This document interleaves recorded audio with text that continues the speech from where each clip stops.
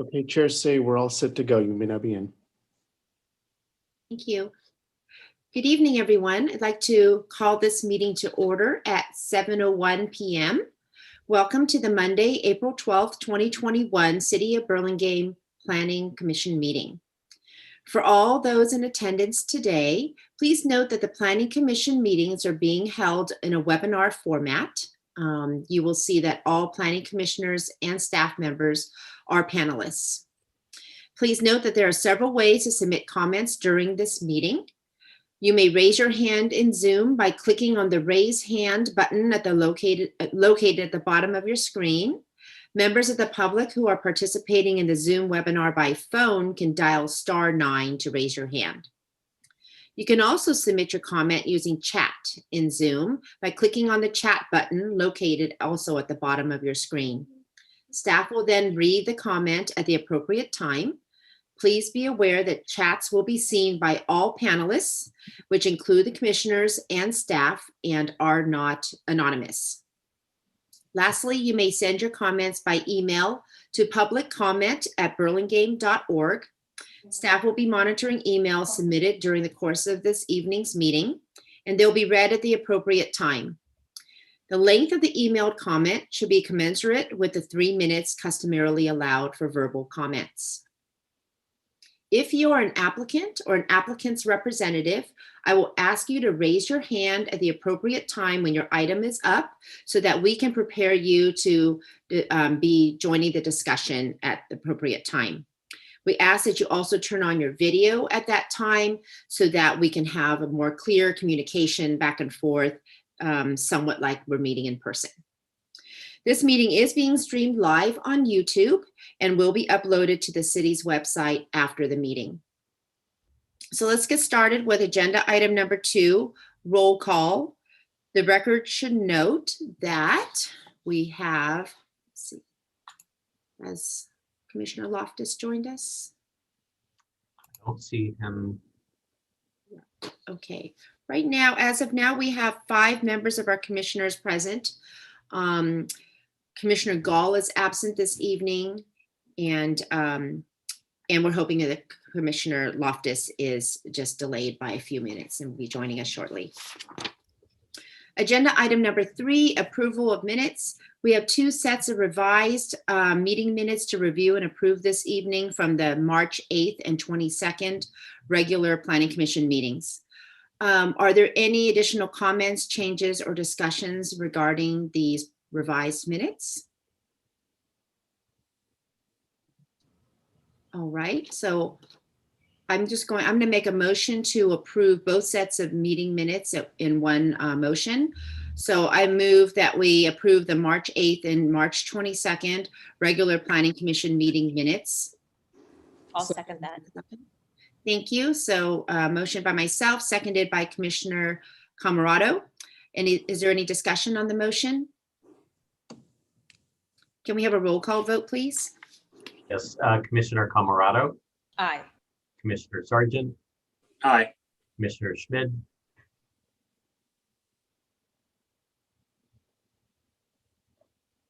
Commissioner Schmidt, you might be muted. Aye. Commissioner Sargent. Oh, sorry, we already got you. Vice Chair Toronis. Aye.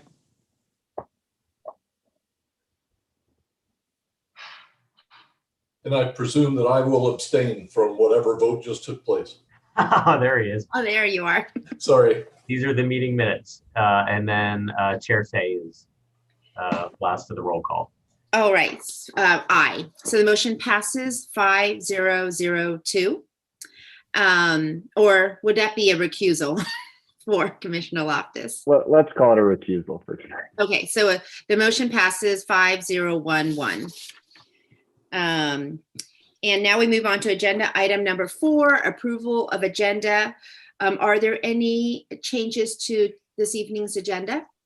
Yes, Madam Chair, item 9D, 1208 Burlingame Avenue has been continued at the applicant's request, so will not be heard this evening.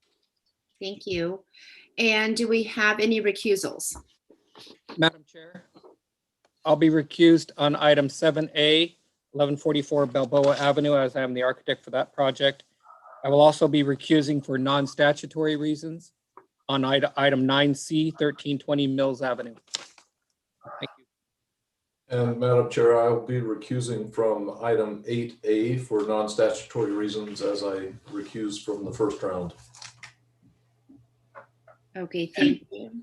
And Madam Chair, I'll be recusing from 8B. I own property within 500 feet of the subject property.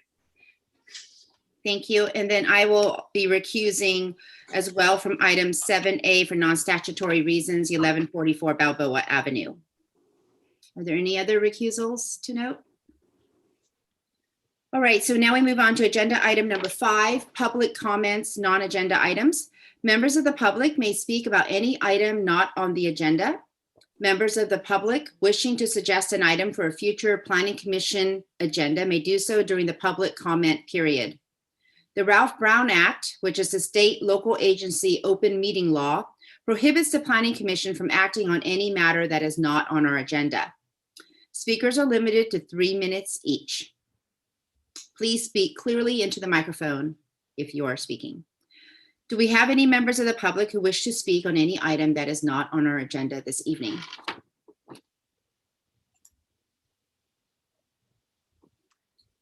And I'm not seeing anything in the public comments at burlingame.org, and there are no chats.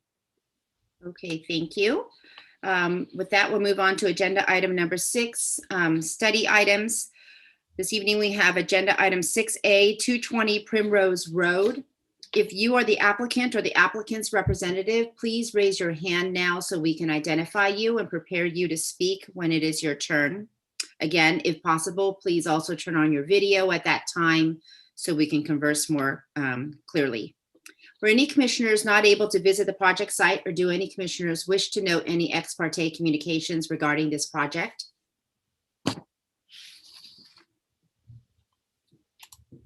Seeing none, let the record note that all commissioners present have visited the project site. Can we have a staff report, please? Yes, the property at 220 Primrose Road currently contains an existing one-story, 10,207 square foot building that was formerly occupied by the Anthropology retail store, but has been vacant for approximately 3 years. The proposal includes renovation of the existing building for use as a dialysis center, which is considered a health service and is only allowed as a permitted use above the first floor in the Howard mixed-use zone. The applicant is requesting an amendment to the zoning code and downtown specific plan to allow health services on the first floor in the Howard mixed-use zoning district. This would allow the proposed health service use as a permitted by right use at 220 Park Road. As with the other specific plan and zoning amendments, an amendment cannot be specific to a particular property. So in this instance, the specific plan and zoning amendment would apply to the entire Howard mixed-use district. The project would include a dialysis center providing 2 types of services. The left side of the space would provide 18 dialysis beds for on-site dialysis treatments, while within the right side, on the right side of the space would be 3 exam rooms and several support offices for a peritoneal dialysis or PO clinic. Each side would have its own entrance with an interior connection between the 2 sides of the front vestibule. There would also be 3 additional connections between the spaces along the demising wall. The majority of the work proposed on site is interior, as the exterior of the building will remain as is, with the exception of adding a new storefront window at the existing storefront system, which would match the existing. At the rear, a new exterior door would be added for deliveries and as an emergency exit. Because the proposed improvements to the exterior are less than 50% of the facade, they are not subject to commercial design review. So the applicant in summary is requesting the following approvals: amendment to the zoning code to allow health services on the first floor of properties located within the Howard mixed-use zoning district, and amendment to the downtown specific plan to allow health services on the first floor of properties located within the Howard Avenue mixed-use district. The proposed exterior changes to the front and the rear facades are detailed on sheet A4, and the proposed improvements, as mentioned, are less than 50% of the facade, so therefore commercial design review is not one of the applications. The applicant is available to answer questions from the commission Since this is a study item, no action will be taken and the application will return at a later date. But this provides an opportunity for questions and to provide direction to the applicant. Thank you. Are there any questions for staff? Vice Chair Taronis? Yeah, thank you. So Kevin, can you give us a little insight on the discussion that was held among staff? The staff report says that in going through the updates for the zoning code for this area, staff was already considering the possibility for including health services as allowable on the first floor. Can you give us some insight on that discussion? And in particular, was there any thought to allowing for this use on the ground floor, but perhaps with a conditional use permit? Or does that just overly complicate something that you feel is supportable on the ground floor by right? So the origination of where it was already kind of in the mix was with the general plan update.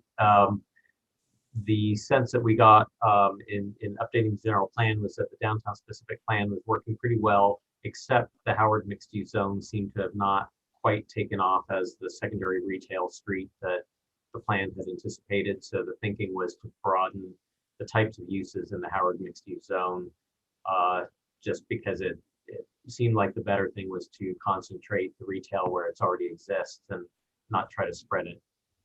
So that's the zoning code would ideally catch up to that, and it could be either a CUP or a permitted use, and that could be something if for example the commission was amenable to this type of use but thought that a conditional use permit was more appropriate because there may be unique conditions that you would want to consider given the ground floor. That is an option that the commission could entertain.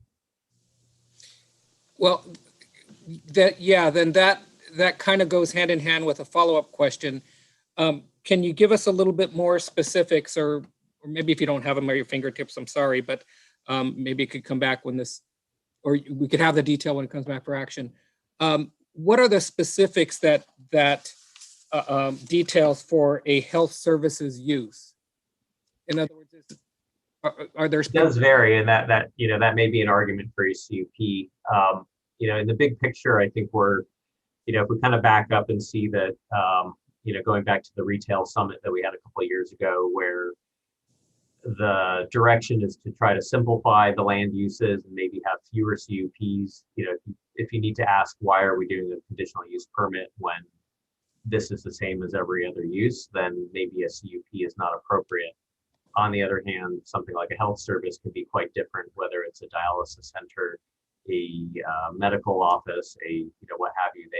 They may have unique circumstances where that may be a time where you do want the conditional use permit. So that could be an option, and it could either be conditional use permit just because it's on the ground floor where there's unique circumstances and could be permitted on the upper floor, or it could be CUP just given that it is a specialized use that is a little more unique than compared to restaurants or retail stores, which tend to be more similar than different. Right, because I can see, just to kind of cut to the chase a little bit, but I can kind of see a little bit of a difference between an application like this, where there's a lot of coming and going. There's a number of patients, they're being brought perhaps by other family members or attendees. So there's activity that's generated, and that to me, there's some difference in that as a health services use versus say a therapist's office. That's a little bit more of a quiet, less active use, but I could see somebody coming and saying, this is a health service, so I have by right, I'm allowed to create this use on a ground floor when we're otherwise looking for some activity and generation of energy. But okay, well, thank you. That's very helpful. And I'll just clarify that also that should that be, and I don't want to preempt the rest of the commission, but should that be a direction, we do often pair the entitlements with the zoning amendments. So if this would then come back with a conditional use permit as well as a zoning amendment in the next round, and the commission can still take action on that. Yeah, so we don't hold up this application. Right. Same time. Thank you. Commissioner Loftus? Yeah, I just want to think out loud and make sure I'm understanding this correctly. This change is not a change to the ground floor uses. It's an extension of the ground floor uses. It doesn't preclude retail on the ground floor. So it's not as though you said something a minute ago, Kevin, about concentrating retail where it already is, and that immediately made me think, well, we wouldn't want to take retail off the market because there's already lease rate problems,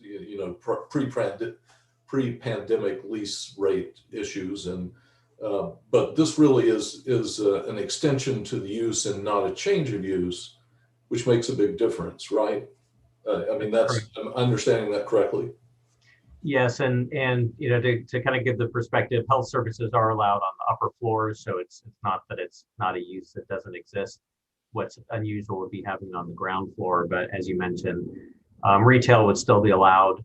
I think the thinking with the general plan update was that waiting for retail may not be the right move, and this is a case in point. The building's been empty for nearly 3 years, so it's not to mean that a retailer couldn't come back in. This prior to Anthropology, this was a restaurant, and uses do change over time, but this would be another use that could be available in the Howard mixed use district on the ground floors. Are there any other questions for staff? All right, I'm going to now open the public hearing. Will the applicant please step forward, state your name, and add anything you would like regarding your project? Hello. Hi. Hi. Hello, everybody. This is Kirk Syme, president of Woodstock Development. First of all, thank you, Kevin, for your presentation, and thank you, Burlingame Planning Commission, for taking the time this evening to consider our proposal. Just for a little bit of background, Woodstock was headquartered at 330 Primrose for over 25 years. You might recall, I can't remember if any of you were on the commission at the time, but a few years ago, we redeveloped 329 Primrose for the new post office and for One Medical on the second floor. Last year, we purchased 1350 Bayshore across the street from the Hyatt Regency. It's a 200,000 square foot office building on 5 acres. We're in the process of early stages of planning some additional development on our property and hopefully on the properties adjacent.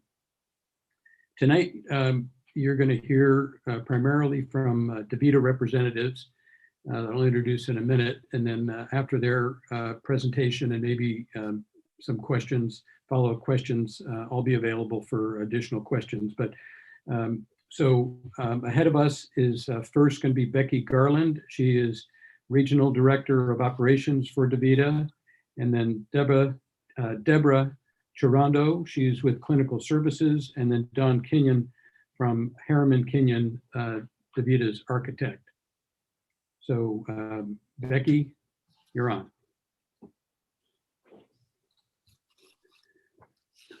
And if we can have those, great, thank you very much. Those slides on as well. Which slide? Yes, Okay. the next slide, please. Thank you very much. Thank you. So 220 Primrose, and it's a 10,200 square foot single story ground floor building. And this is the ideal size to meet the demand and need for care in the Burlingame area. Davita has been searching for a single tenant building in this vicinity for a very long time, but options have been limited due to market constraints. And being a single tenant building with ground floor access is really important for a variety of reasons. Our existing facility needs a larger facility to meet growing patient demand. And so this will allow us to relocate that existing facility in this location. If we can turn to the next slide, please. In addition to being a single-use ground floor facility, the other advantage that this site provides is immediate proximity to public parking as well as public transportation options, which can benefit both our patients and our employees. The Sam's Trans along El Camino Real and Burlingame Caltrain Station are examples of that. Looking at a breakdown of some of our current patient practices within the region, 31% of patients drive themselves, 39% of patients are dropped off by family members, and 29% of patients are dropped off by a transportation company. So as you can see with the location here, you can see that proximity to transportation options as well as several parking lots, which could really benefit our patients as well as employees. And if you turn to the last slide, oh, sorry, the next slide, sorry about that. This location also allows for patients, their family members, and staff to take advantage of nearby amenities. This includes grocery stores, personal services, shopping, and dining. On average, a patient spends about 4 to 5 hours in the facility while they receive their treatment. So this provides ample time when, if a family member dropped them off, or for the patient themselves before or after their treatment, to take advantage of these amenities. And highlighted below are some of those major points of interest and various food and dining locations around the site that we believe our patients and employees will benefit from.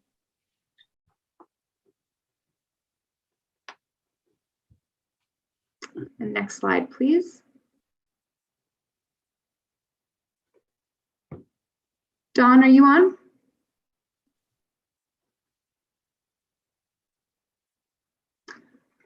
Okay, I can walk through this as well then.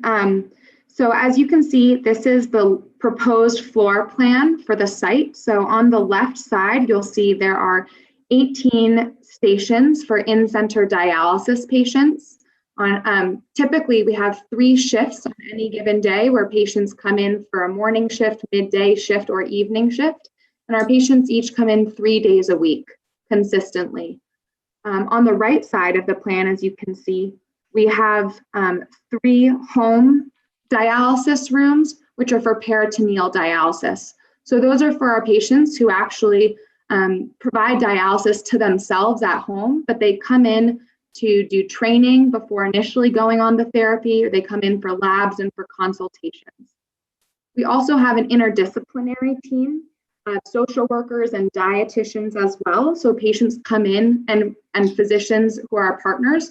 So patients come in for those types of consultations as well, as we really take a coordinated approach to all of their care in this facility. And so as well, you'll see different offices for the dietitian, social worker, the clinical coordinator, and facility administrator, as well as the water treatment rooms in the back of the facility, which are used to provide the dialysis care, which is one of the reasons why it's so critical to have a first floor occupancy.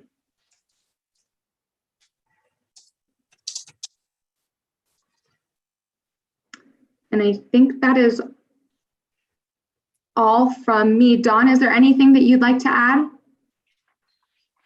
No, can you guys hear me okay? Yes. Great, thank you. And just for the record, I'm Don Kenyon, architect for the applicant for the interior portion. And thank you, Becky, for running through the floor plan like that. I think you hit it with all the components that are happening within on this slide particularly.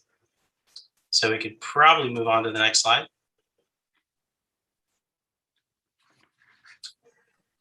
I can kind of speak to this if that's okay, Becky? Yes, absolutely. Okay, so what you see here on your left-hand side of the screen is your existing front elevation and your proposed front elevation. They don't change too much. Basically, the only change is we're adding a new front door entry storefront system. We have to change that storefront system to a 4.0 wide opening. In addition, we're capturing the existing location of the storefront door provided by the previous tenant to widen that door also to make an exit door. So we have an entry door and an exit door.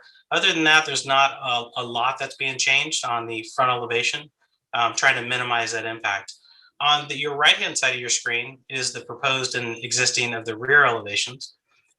There we're doing a little bit more, enhancing the exterior doors for our exit criteria, as well as our bio-waste.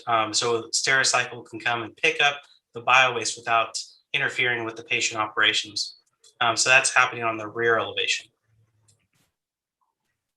You can go to the next slide. Here you see a site plan that we put together. The hatched area is the building outline. The front portion, you see the improvements that we're planning, essentially just showing the access to the entry door. You see the entry door on your right-hand side of the tenant space, the exit door just to the left in that same alcove. And then we're showing also the information and the amenities out front, existing water access, and the information that's required by planning. On the rear of the site is where our rear exit door is, and how deliveries and Stericycle will be brought in through the back alleyway. To your right, just before we go on to the next slide, is the adjacent space, the Citibank building, and to your left is a dry cleaner. And of course, Primrose is on the bottom of your screen.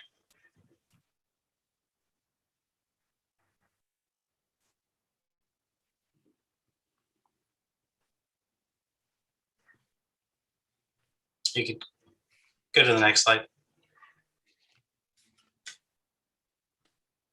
That's the end. That's the end. All right, thank you. Raise your hand. Thank you. Are there any other speakers? Oh, Andres, I see your hand is up. Yes, Andre, this is actually Kirk. Dre is sorry. with me. I did want to ask if Deborah is available if there are any questions from anybody about the actual services.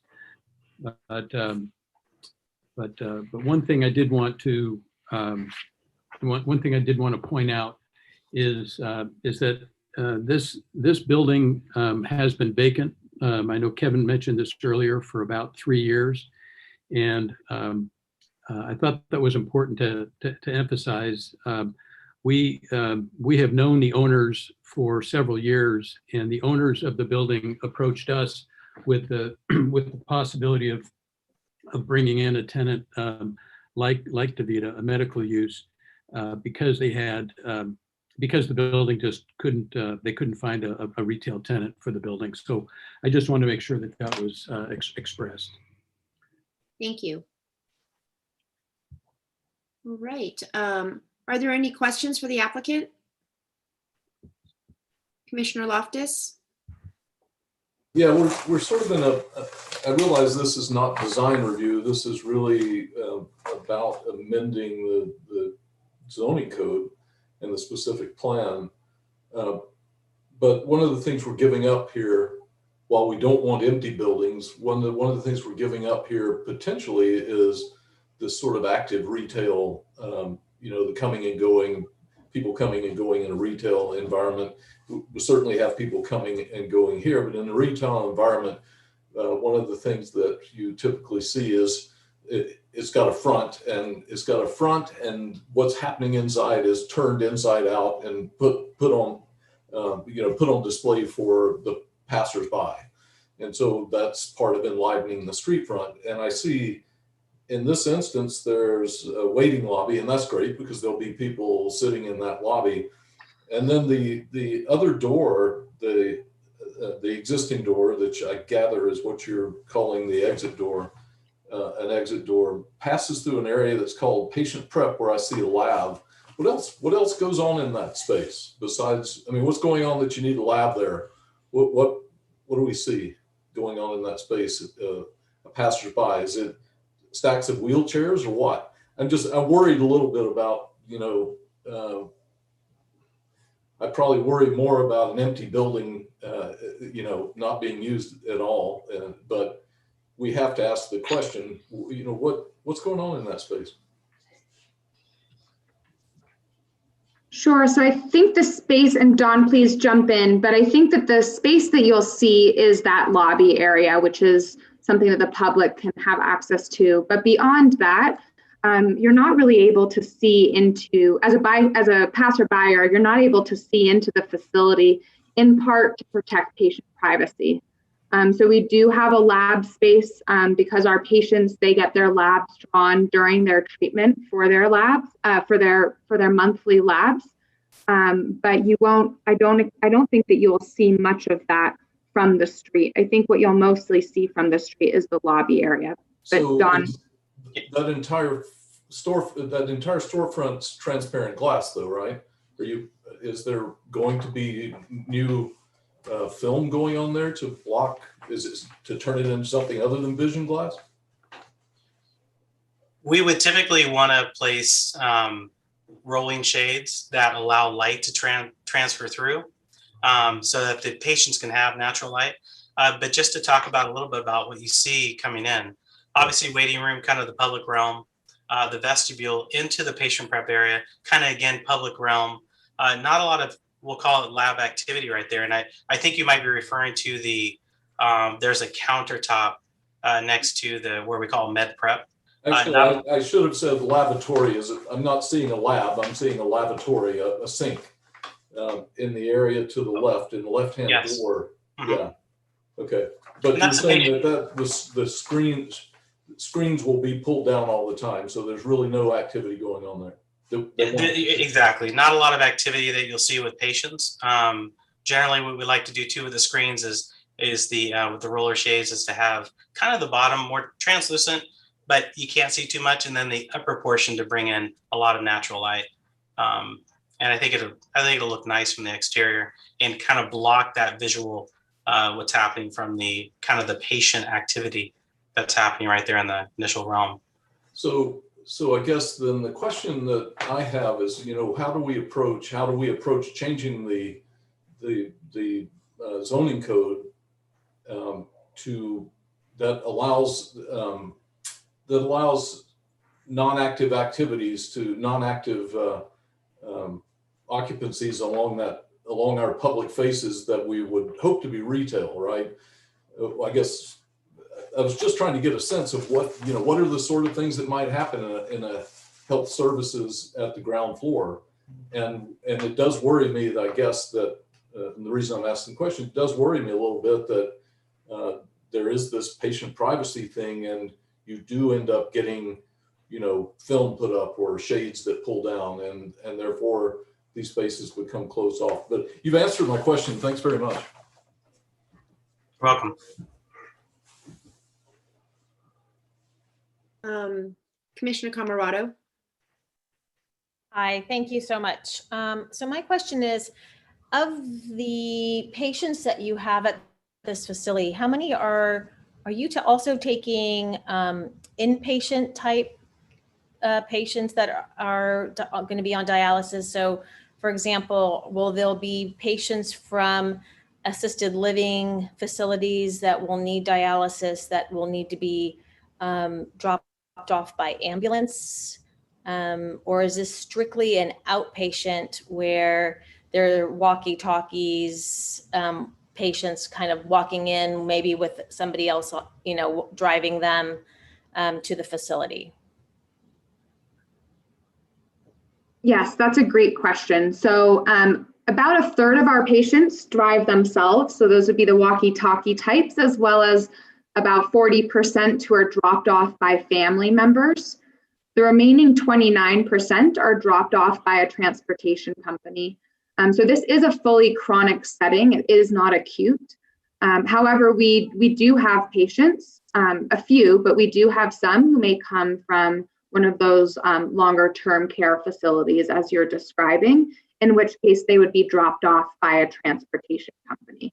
Not necessarily an ambulance, but some other form of transportation. So let me ask you, will any of your patients have to be brought in with a like a gurney type situation? And if so, have we looked at where they may need to be parked and how are they going to be wheeled into the facility? I know that wheelchairs possibly not as big of a deal, but I would think a gurney type situation could be a little bit more complicated for this type of scenario. Dawn, would you like to talk about the drop-off, pick-off scenarios? Sure, that'd be great. We are planning to work with Public Works to try to look at drop-off right out front of the facility, converting two of those stalls to possibly work in that area. But it's something that, because we're in a downtown district, We know we don't have parking or the standard type of setups that you have for patient drop-off. So we're kind of understanding that this is kind of the typical fabric that we're working with, but we are looking into it with Public Works. Thank you. I have one more question. So your lab is going to be inside your facility, and then will you have somebody picking up your specimens and bringing them to another lab site to do the analysis, or will it be done on site? Yes, so typically we have like a courier through FedEx who will send the labs to a centralized site to be processed. Okay, so understood. Thank So you. we just draw lab tubes, put them in a centrifuge, box them up, and then through FedEx or UPS, it's disseminated. And how often does that typically happen? Does that happen at the end of the day or in the mornings or a couple times during the day? That would happen at the end of the day. Great, thank you. Vice Chair Taronis.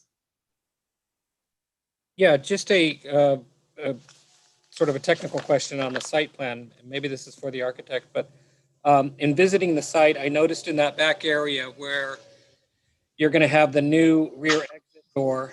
I know that you're working with fire and building to assure them that you're going to have an easement or a cross easement to have your exit pathway out to the street across the Citibank property, but more specifically in that back area where the new rear exit door is going to be. Yes, thank you. That area there. Have you thought about, striping that or something? Because when I was there, cars were parked back there, and one car was immediately blocking the existing door that's there now. And I can easily see if that's not striped off and maybe even some bollards put back there, cars may park and block that exit door if we're not careful. Has that been looked at and considered as part of the project? Considered, and we would prefer to stripe that area for the area of assisted rescue as part of the exit path for that rear area, so that we don't have folks parking there. The parking you probably were witnessing because the building's vacant. It's probably next door, borrowing the space right now. Yeah. But when there's activity there, it probably will be taken care of and be monitored more closely. Yeah, I would just want to make sure that that door obviously doesn't get blocked, especially if it's an exit door. Exactly. What we've done in the past is introduce bollards to make sure that doesn't get blocked or it doesn't get pressed upon. So yeah, we'll address that. That's what I would suggest. Thank you. Okay. Thank you very much. Commissioner Schmidt. Yeah, I know you. Commissioner Schmidt, we can't hear you.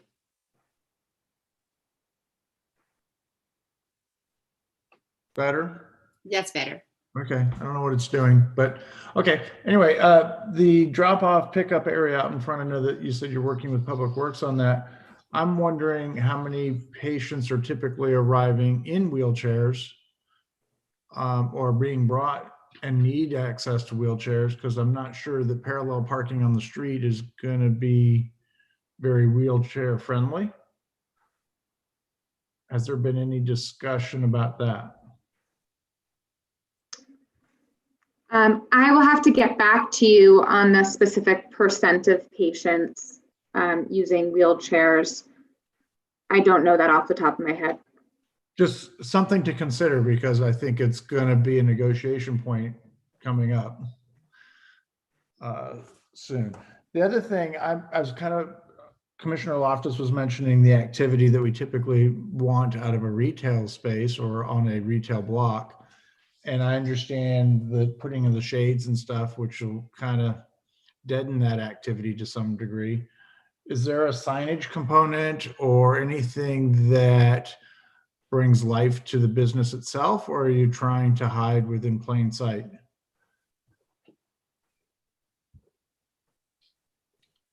Yeah, I can just speak to a little bit. I don't think we're trying to hide in plain sight. We would love to introduce activity the best we can. Signage would be welcomed, and we'll work with the planning department to make sure we're abiding by the rules of the proper signage size and what we can provide out there. Mm-hmm. But definitely signage would be something that we would want to introduce. I mean, there are a lot of medical light uses becoming more retail friendly, and we're seeing it up in San Francisco too. And fertility clinics and things like that that are no longer just hospital activities. They're becoming retail activities too. And so some of those brands are really pushing to create a brand identity so that they do have a retail presence. And as they mix in with all of those uses, they fit in and continue to generate activity. So I would like to not see this one be cut off. I'd like to try and see that we can come up with a solution that celebrates that front a little bit more. Thank you. Thank you. I have a question. You mentioned earlier that the appointments generally take several hours per patient. How are the appointments scheduled usually? Are they blocks of time? Are they hourly? Are they staggered? How are you generally scheduling? Yeah, so for the patients who come in center, they have a set treatment time. So like you might have a patient who comes every Monday, Wednesday, Friday during first shift, second shift, or third shift, or Tuesday, Thursday, Saturday on one of those shifts as well. So those appointments, those are set. They typically don't change. So you have those 3 set shifts. On the other side of the building where you have those home dialysis rooms, those appointments are more kind of traditional doctor style scheduling, where you might have an appointment for an hour or something like that. The appointments are a bit longer during the initial training phase for a patient, which is just during their first 8 days. But after that, it might just be an hour long or so for them to check in with their care team. Okay, so when you're working with Public Works, I would think it would be important to really kind of establish how much space you may need in front of the building, because of, especially if you have these blocks of appointments, essentially kind of 6 blocks of appointments during the week for your regular patients, that there might be a lot of crowding of, at certain times of the day, kind of like when, kids are getting dropped off at school, and then when they get picked up at school, there's like momentarily maybe 15 minutes of time where it's really heavy traffic in terms of cars needing to park, or pedestrians and or wheelchair access back and forth from parking to the building. So I just wanted to make note of that, that is considered when you're working with Public Works. Commissioner Camarado, did you have another question? I did. I have one more question. Sorry, guys.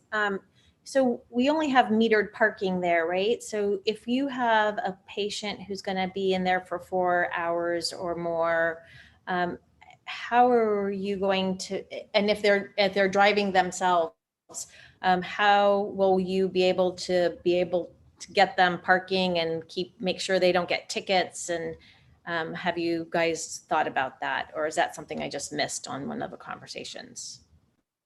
Yes, no problem. That was on, I think, slide 2 shows the different on-street and off-street parking options. And there are several 10-hour lots and some up to 4 hours as well. I think there's even a 9-hour in the vicinity. So within a few blocks, there are some longer term options, which we think the patients could use. And you'll be able to tell the patients where those are and direct them to park in those spots, obviously. Oh, absolutely. Because these are chronic patients, they'll go for the first time and they'll need some guidance. And after that, they'll just go to the same place every time. And that's only a third of the patients who drive themselves. So the other third who are either dropped off, this won't apply. And the last third will be dropped off by family members, and the family members could benefit from kind of a wider variety of those options because they could move their car as they shop throughout the area. Thank you. So, and a third of our patients at any given time, that's 6 people approximately. All right, Thank you. Commissioners, any other questions for the applicant? Is there anyone from the public who would like to speak on this item? Please raise your hand or send a chat or a quick email. So we do have a hand up from an individual named Wen. Wen, if you would like to speak, and you have 3 minutes.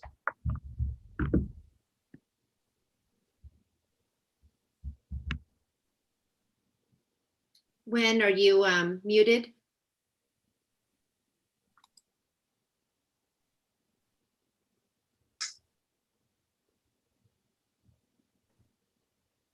Wen, would you like to speak on this item, or was that just an accidental raised hand?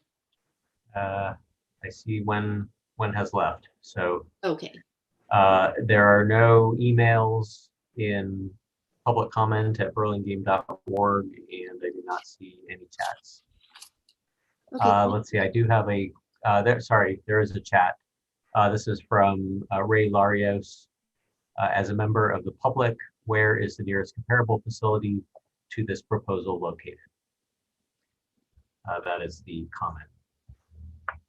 Sure.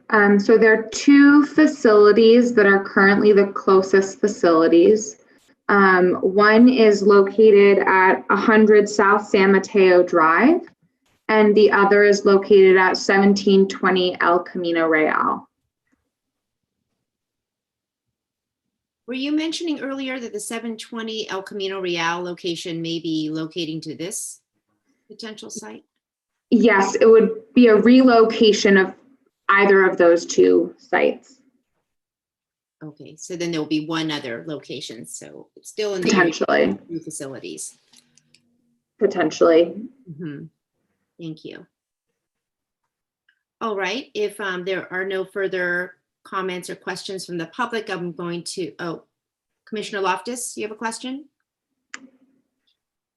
I thought you were going to open Oh. the report. I was Okay, just getting so a jump on it.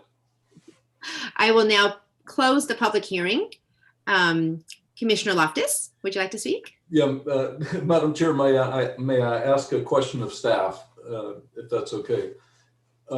So I have to admit, I'm probably overthinking this. I'm a little confused because we've spent the entire time talking about this specific project, and I started it by asking about the lavatory that I might be able to see. But in fact, the request is not about this specific project, and nor are the actions about this specific project. It's about changing the specific plan. And so that's why I started by saying if we're in this funny situation. This is not design review, and this is not about this specific project, though the project is described in full and we've asked lots of questions about it. So I guess the question I would have now, Kevin, is our job now to talk about, yes, what the pros and cons of changing the specific plan are, or to talk about this project before we get into great detail about this project? Because every health project is going to be different. And, you know, I don't want to get into it. I personally will get very frustrated if we start talking in great detail about this project, but that's not our job. So I think, you know, this project is illustrative of the types of issues that would come up with a medical office or health service use. So some of the questions some are quite specific to this particular instance, but others, such as, you know, what do you do with the storefront windows, would probably be applicable to any kind of health service use. So same with the access and the drop-offs. So I think there are some themes here that would be part of that discussion of the zoning amendment. And, you know, zoning amendments, if you were to go the route of a permitted use, then permitted uses may have some standard conditions that go with every application. If it's Vice Chair Toronis had entertained the thought of a conditional use because of these types of unique circumstances. So the action that will be in front of the commission and ultimately the city council, given that this is an amendment to the zoning code, would be the plan amendment, not So just the use. So then the next step for this applicant then is what's going to come back to us is something relative to changing the specific plan. And then what's going to happen to this proposal? Is that going to come back as part of that changing of this? I'm really confused about it. These seem like two completely different things to me. Yeah, it's when we do have a project and a plan amendment kind of joined together as one package, it does get a little confusing in terms of what's being reviewed, and in fact it is both. So another example that we looked at in the last year was the 1214 Donnelly project, which involved a mixed use project, which also included extending the residential zone to a portion of the block. So those two were together, and maybe that was a little easier to kind of put the pieces together. This one, it is a very specialized medical use, so these questions are quite pertinent to the project, but you make a good point. That's not actually what the planning commission is looking at, unless you went the route of a conditional use permit, and then these would be the kinds of questions you would ask for the conditional use permit, and possibly include some conditions related to some of the topics that have come up here. So this project in a lot of ways is a vehicle for the discussion about changing the specific plan. Or should we be talking about things that we might want to see from this project when it comes back in addition to that? Or should we speak more generically in our discussion that's about to happen? So I think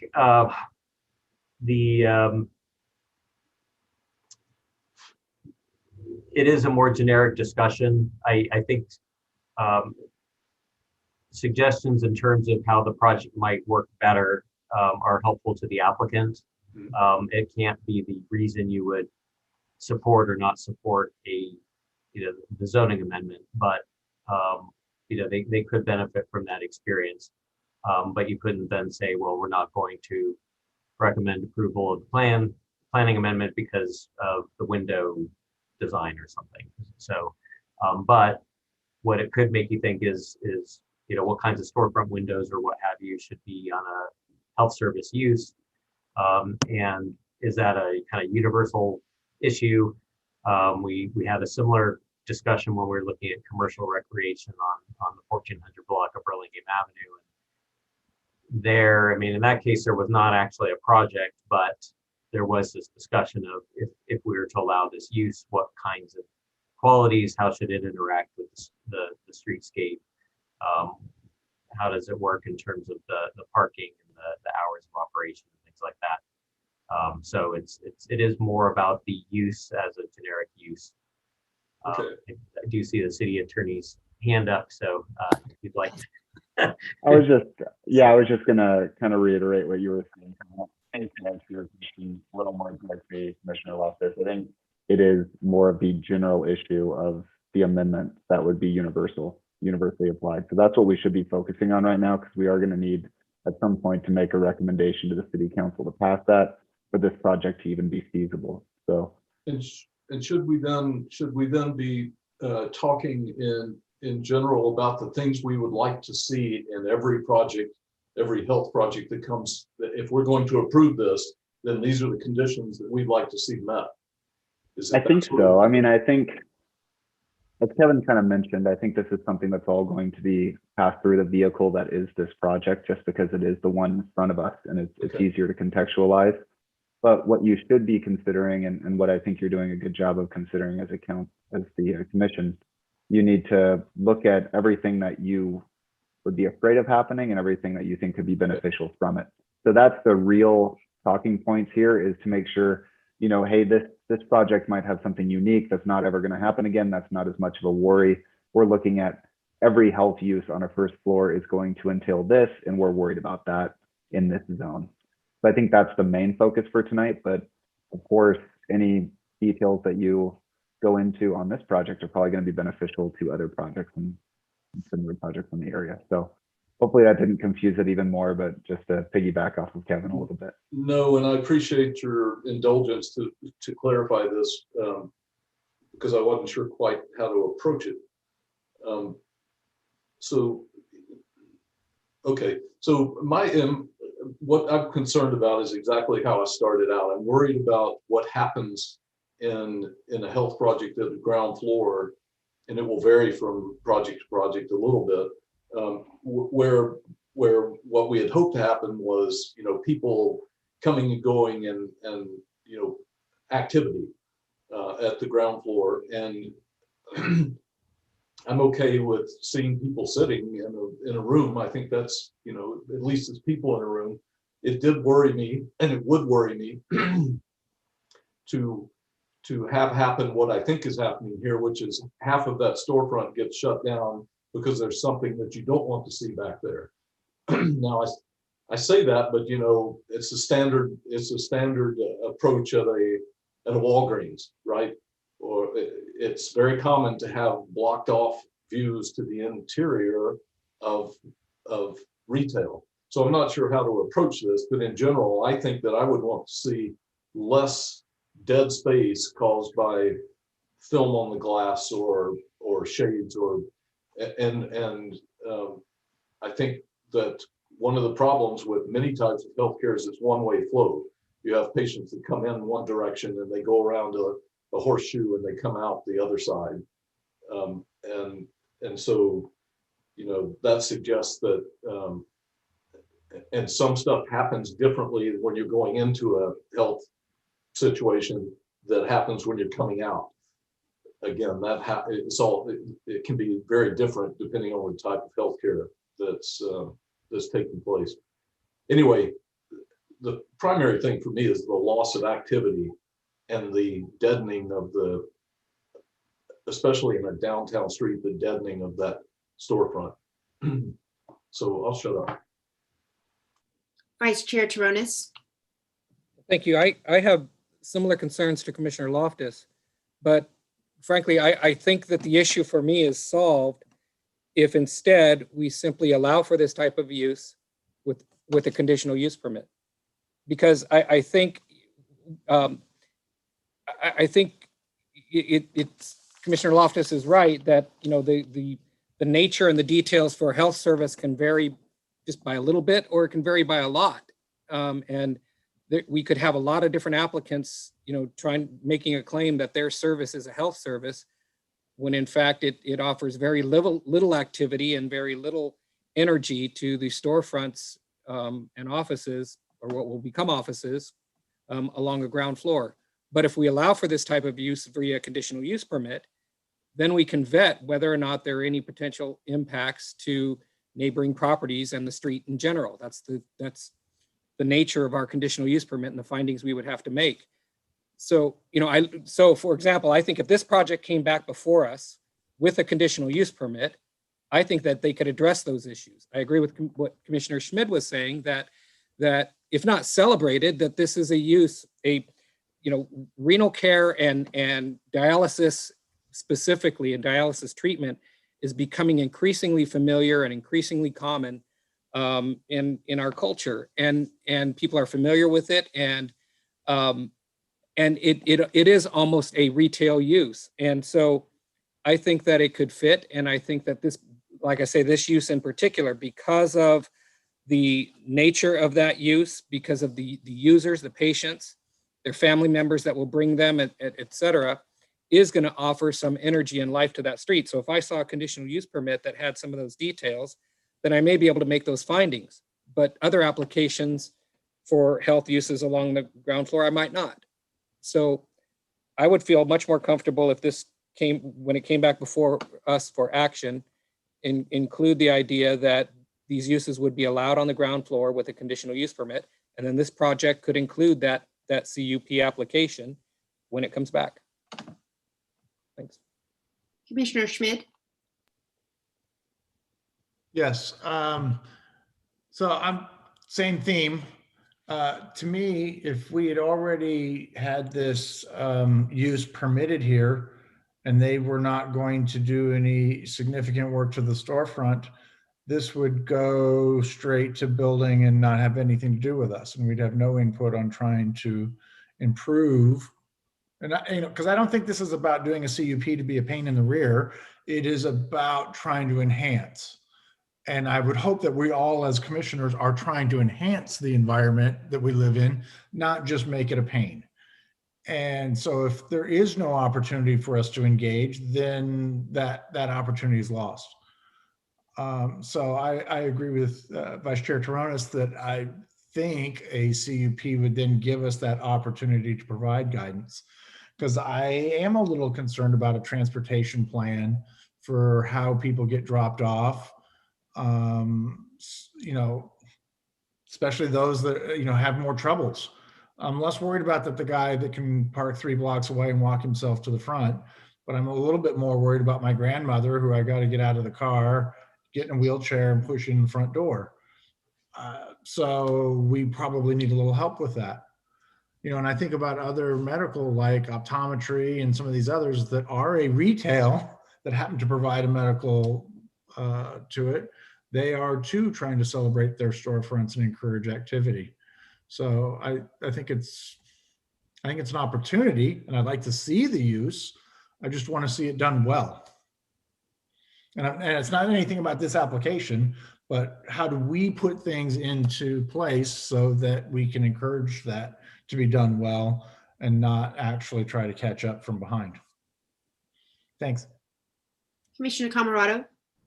Yeah, I agree with Commissioner Schmid and Vice Chair Taronis. So I think this particular application, my concern is the transportation.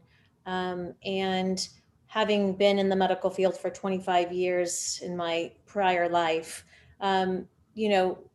ambulance and other transportation and bringing in pretty sick individuals is a really tough, it's tough. So we need the city's help with transportation if we're going to okay a facility like a dialysis center. Other than that, I agree with Commissioner Schmid, and I think that we should be looking at other opportunities for some of our storefronts. But I think that we need to regenerate the area and make sure that I think the conditional use permit is a great avenue, and we should look at that and for each individual project. Thank you. Apologies for the phone ringing in the background.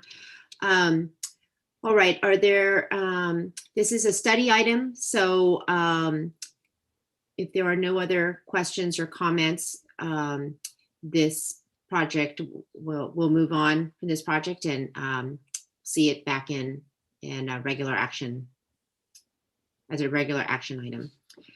So now we go on to agenda item number 7, consent calendar. We have one consent calendar item this evening, 7A, 1144 Balboa Avenue, for which Commissioner Vice Chair Taronis and I are recusing from.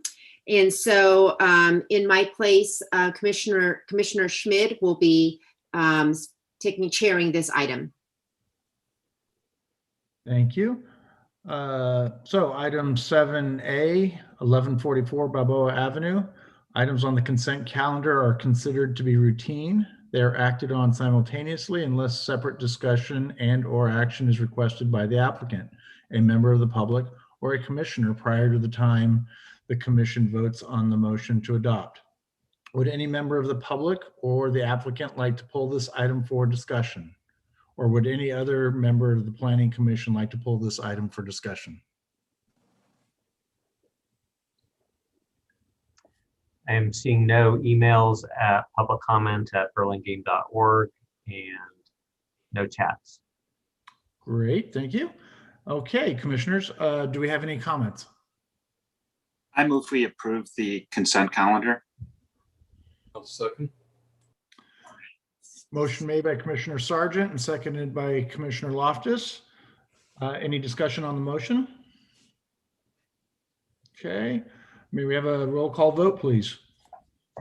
Yes, Commissioner Camerado, Aye. Commissioner Loftus. Aye. Let's see, I'm trying to remember who's Commissioner Sargent, Aye. Commissioner Schmid, Aye. and that is 4. The other 2 are recused. So we have 4 in favor, 0 nay, 2 recused, and 1 absent, correct? Correct. So that does pass. Okay. As an action by the Planning Commission is appealable to the City Council within 10 days of the Planning Commission's action. If the Planning Commission's action has not been appealed or called up for review by the City Council by 5 p.m. on the 10th day, the action becomes final. In order to be effective, appeals must be in writing and must be accompanied by an appeal fee of $1,075, which includes noticing costs. Congratulations. And I hand it back to Chair Say. Thank you, Commissioner Schmid. Well done. Moving on to agenda item 8, regular action items.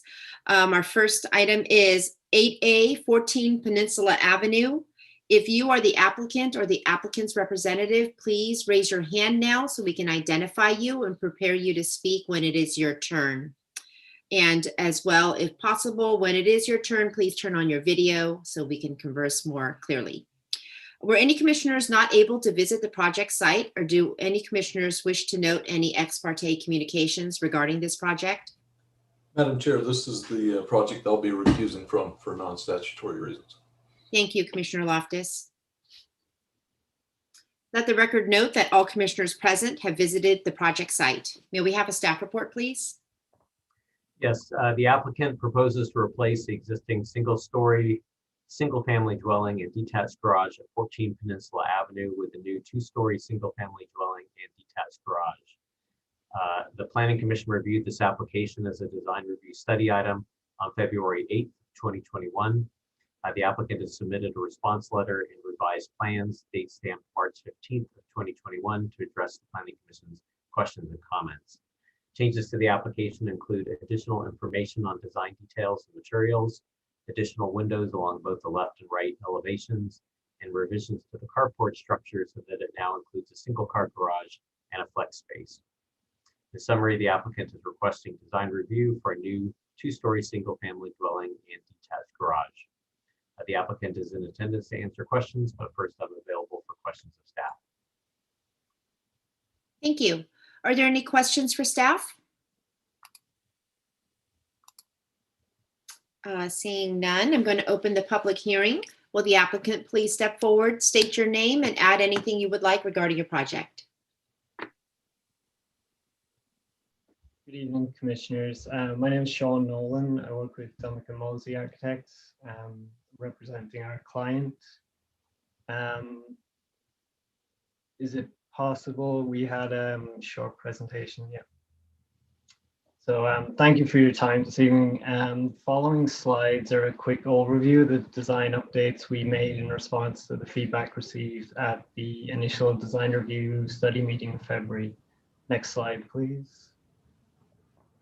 The top image is the new proposed front elevation with the previous design shown below. In order to provide shade and additional depth at the front flex room mass, we recessed the folding doors back. This increased depth creates shelter and additional articulation to the front elevation. Next slide, please. Responding to the Commissioner's request for more information on the design intent and detailing at the areas of wood siding, we provided key rain screen details at the gable and gutter interface, as well as typical head and sill details. Next slide, please. The top ground floor plan extract shows the new enclosed single car garage design with the plan below showing the previous iteration.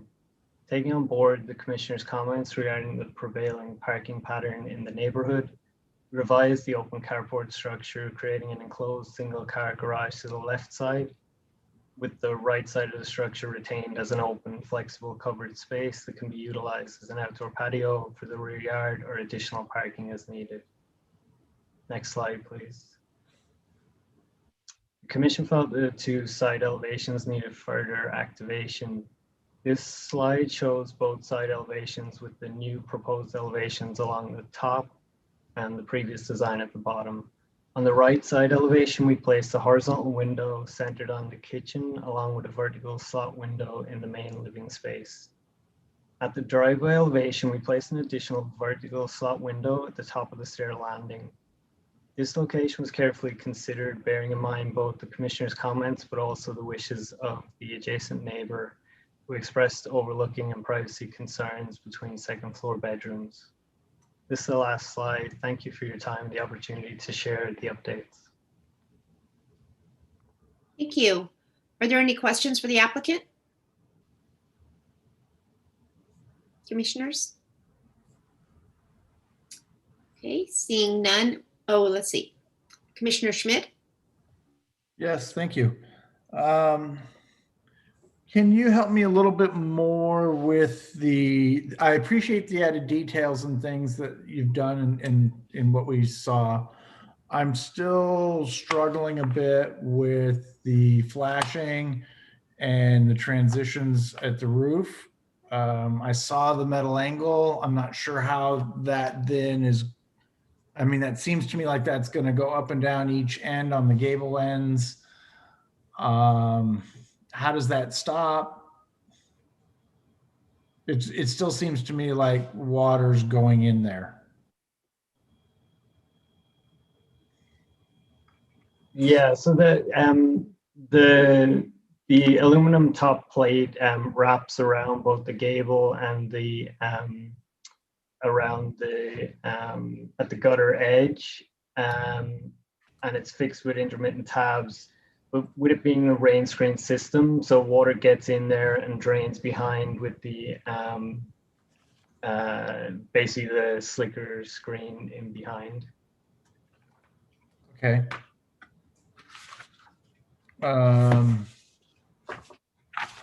Okay. Then the other thing, I see the flat roofs with the drains. Have you already kind of been able to trace those through your sections and know how they're going to get out? I mean, there's a little bit of space there, I agree, but I'm wondering if you've traced out the slopes and are able to get out of that structural area and into a wall. Yes, we're working on those at the moment. So basically developing that kind of detail and in coordination with our structural engineer. Okay, because it's a very shallow area and you're going to have some slopes. So I'd hate to see it not work out for you downstream and then us having to look at this again from the standpoint of changing of heights and things that don't work. That's all. Okay. I think that's good for me. Thank you. I appreciate it. Commissioner Sargent? Yeah, am I reading the plan correctly that in the master bedroom that the only natural light coming in there will be from the slider to the rear? Yes, that's correct. Okay, I understand the request of the neighbor, but did you look at doing anything on that bed wall? Adding either a full height window or some kind of smaller awning window on either side of the bed, perhaps? We were considering that, and then we got the correspondence with the neighbor our client did, and bearing that in mind, yeah, it was felt that it just wasn't the right location. We'd be getting enough light directing it toward the rear garden through the sliders. Okay, all right, thank you. All right. Would anyone from the public like to speak on this item? Do we have any emails or chats? Not seeing any emails and no chats. Okay. With that, I will close the public hearing. Commissioners, comments?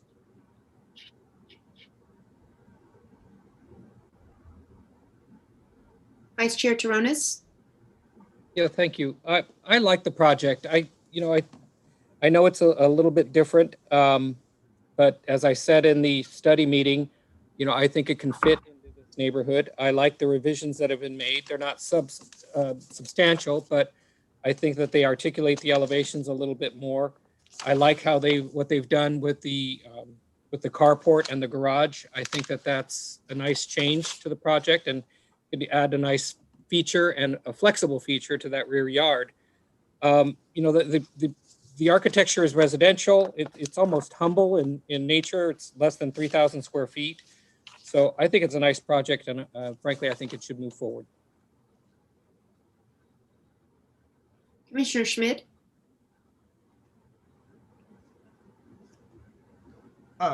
Yes, I agree with Vice Chair Toronis. I think it does have a nice residential feel to it.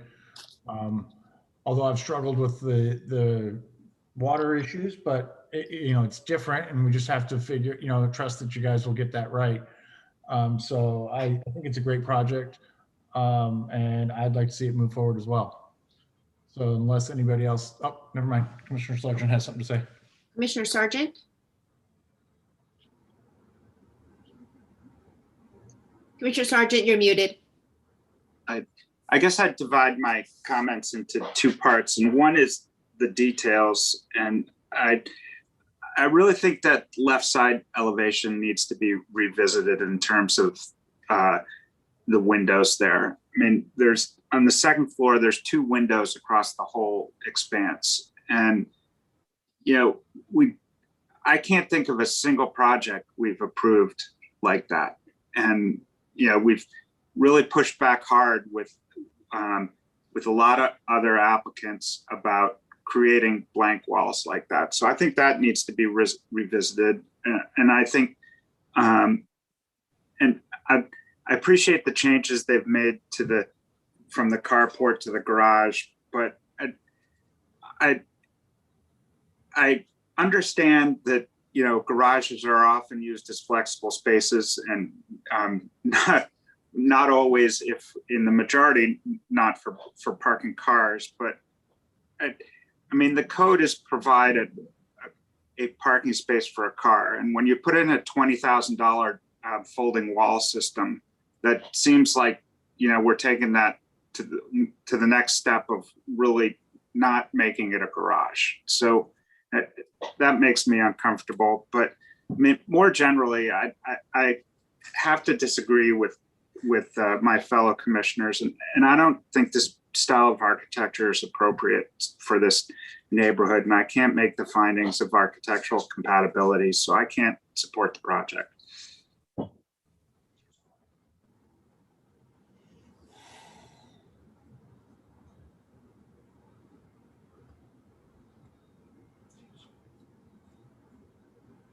Any other comments?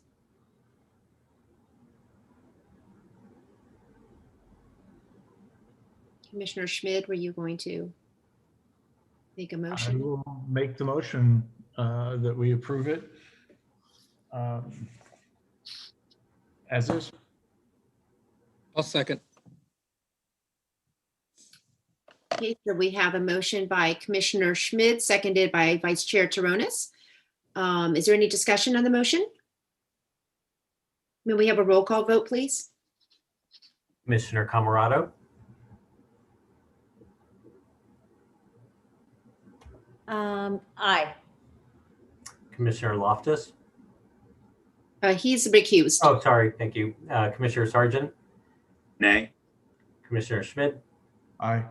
Vice Chair Toronis, Aye. and Chair Say. Aye. Did Vice Chair Toronis say nay? No, I said aye. Sorry. Okay, all right, thank you. So the motion passes 4-1-1-1. And an action by the Planning Commission is appealable to the City Council within 10 days of the Planning Commission's action. If the Planning Commission's action has not been appealed or called up for review by the City Council, or to the City Council by 5 p.m. on the 10th day, the motion or the action becomes final. In order to be effective, appeals must be in writing and must be accompanied by an appeal fee of $1,075, which includes noticing costs. Congratulations. Now we move on to agenda item 8B, 1428 Cabrillo Avenue.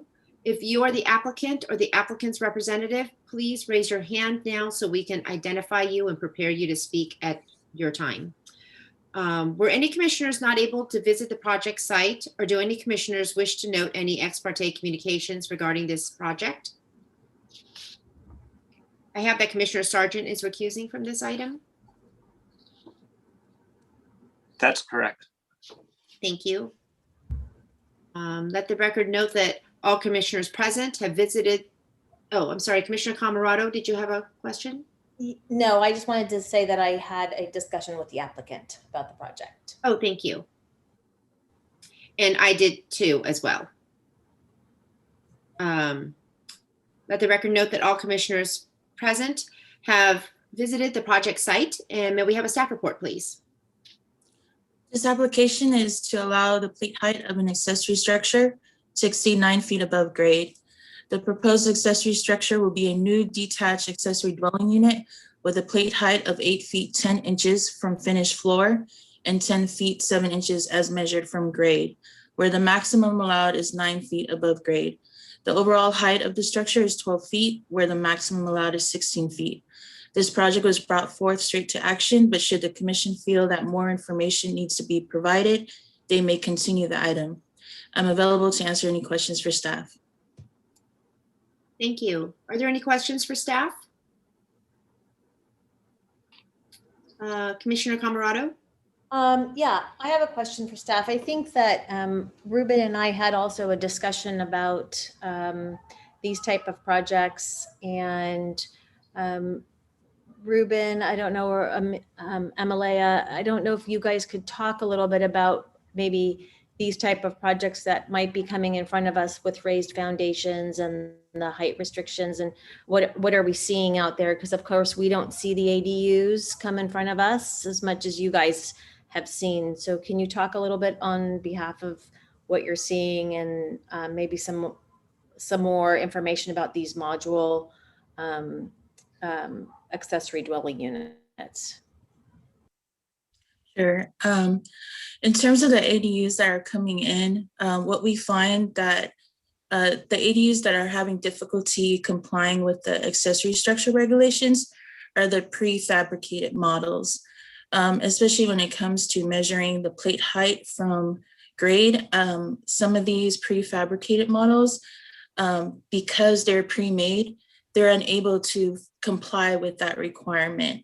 And so because an ADU cannot have a variance request, we're bringing it forth as a conditional use permit request. So the review is specifically just on the plate height structure and not review on the ADU itself. Do we think that we're going to see more of these, or has staff looked a little bit in greater depth at this type of situation? And are we going to be changing any of our ADU requirements in the future, or is that something that staff is kind of looking at? Yes, we're currently discussing it. It's one of those nuanced things that we didn't expect that we would be looking at with these ADUs, but as more applications are coming in and more models are prefabricated, we are currently discussing looking at this specific regulation and others in the accessory structure chapter. Thank you. Thank you. Were there some other questions? I thought I saw another hand up. Maybe it's, Commissioner Schmidt? Yeah. So given that this one is asking to be a higher plate height and it's also doing so on a zero lot line or virtually zero lot line, do we have any input on setback when we're approving something like this going up above? Because now what we have is what, a 6-foot fence regulation there, a virtually zero lot line, and now a 9-foot plate height plus. That's a lot more exposed than my garage that's a foot away from the property line. So I can do my best to jump in on that one. I think we're getting into dangerous territory if we do. I think that's probably somewhat untested right now. I think the best thing to do is to focus on the plate height. And if you can make a true nexus as to why the plate height changes your analysis of other portions of the ADU, then I think we could try to consider that. But on this, I think a better stance and a more dispensable stance will be to look at the plate height, look at whether you believe that is a good fit and something that you could approve for all the normal reasons that you would approve something like this, and base your decision on that, because there is very little wiggle room in state law, but obviously this is one that exceeds, and our standards are dispensable in that way. So this is what we really should be looking at. And I apologize for not being able to give you more, but this is so new to all of us that I think we would rather not try to look at the, everything else in the lines. But go ahead. Yeah, no, Kevin, you jump in. I was just going to add that if it were not for the raised foundation, this ADU would be fully compliant and would be able to be approved ministerially. So the one and only thing that is bringing it to the planning commission is the plate height. So that's kind of dovetailing on interim city attorney Span Sales comments. That's really the focus here, and that's it. And can I clarify that it's the plate height from finished floor is under 9 feet, is the plate height from finished grade that is above 9 feet? That's correct. And we have had some instances where there's a flood elevation and then the rule has to be applied slightly differently because that's outside of the control of the site. And then in that case, the 9 feet is measured from the floor elevation. But in this instance, it is not being driven by a floodplain restriction. It is simply just a unique characteristic of this particular installation. Thank you. Are there any other questions for staff? Seeing none, I'm going to open the public hearing. Will the applicant please step forward, state your name, and add anything you would like regarding your project? Yeah, Chris Drent. I'm the Director of Development and Construction for Modal Living. Appreciate your time, and I have to say this is one of the most well-run Zoom Planning Commission meetings I've been involved in this last year. I think a couple things to look at is, one, we're 4 feet below the maximum height allowed because we have a flat roof. And part of the issue that we have is that, as was stated before, is because it's modular, we do have the floor joists add to the height of the unit, the plate height itself. Because we have to do a crawl space and that's what's driving that. But again, we are 4 feet underneath the maximum allowable height if we were at the plate height. So I think that's kind of one of the more important things to look at. And I want to give a shout out to Amelia for her staff report. I think she pretty much covered everything, and I'm here to answer any questions. I know our clients are looking forward to bringing their mother-in-law, that's a little bit older, from back east, to be able to take care of her. So any questions you have, I'm happy to answer. Thank you. Thank you. Are there any questions for the applicant? Vice Chair Toronis? Yeah, thank you. Just to drill down a little bit on the details, Mr. Drent, do you actually build the foundations, or is that done by a contractor on site separate from your services?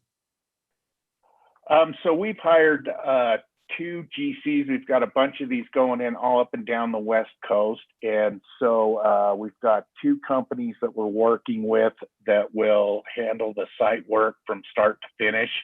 Yeah. And then also the install and post-install stuff. But we fly down there and make sure everything goes the way it's supposed to go. I think we've landed so far about 20 of these, I almost want to say. And it's usually the install takes a day, and then the post-install work takes about a week and a half, 2 weeks, depending on what's involved. The site work itself is pretty site specific, depending on what we need to do. But we try to get in and out quickly and, causes the least amount of commotion possible. Okay, so I noticed in this, your section drawings that you've got 1 foot 1 1/8 floor sandwich, essentially, that's sitting on the concrete foundation. Mm-hmm. And I know we may be talking just inches here, but just so that I understand, is there a reason why there's an 8-inch clearance on that concrete stem wall to the bottom of that floor frame? I mean, An 8-inch? Sorry, yeah. Am I reading this section? It's a little small, but does that say 8 inches or does it say 6? If we zoom in. So from grade to top of concrete? Yeah. And I believe you're an architect, correct? Yeah. Okay, so I've heard, it's kind of an argument. I guess there's a discrepancy that people argue about in the International Building Code, where you need to have, if you're to dirt, basically, you need 8 inches or 6 inches clear. Yeah, see, and it's an argument. I mean, we could obviously go to 6 and lower this 2 inches. Yeah. Okay. But that's what it is. You're just trying to get your clearance above grade to your. Correct. And so it's, again, we're talking inches here, but again, I'm just trying to understand technically how this thing works. Yes. But from your standpoint, it's an interpretation, your interpretation of the code. You know what?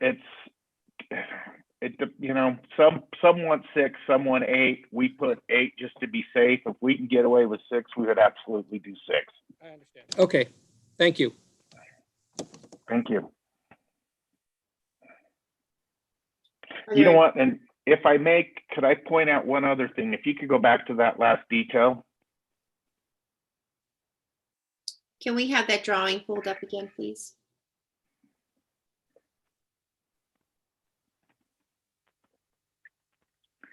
Okay.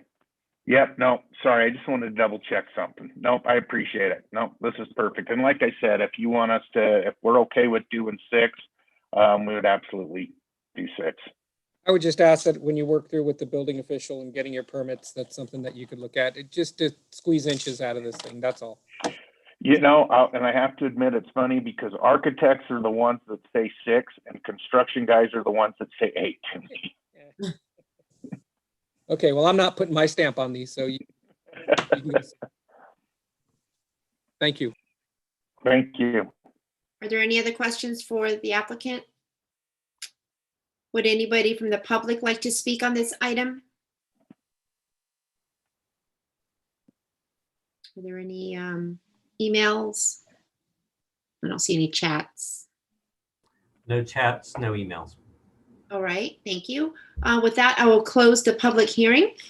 Commissioners, comments?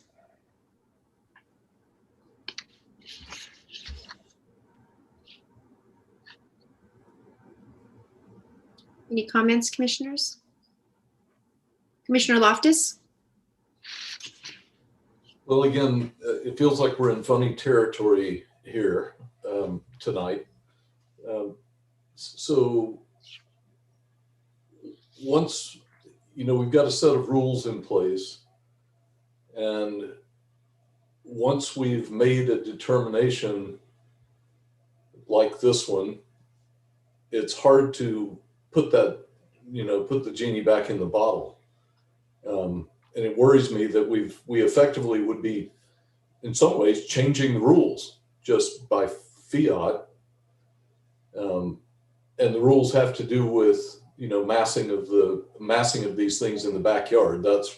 That's the only reason that the height of that plate, the plate height would matter, is how tall is the wall that you're looking at.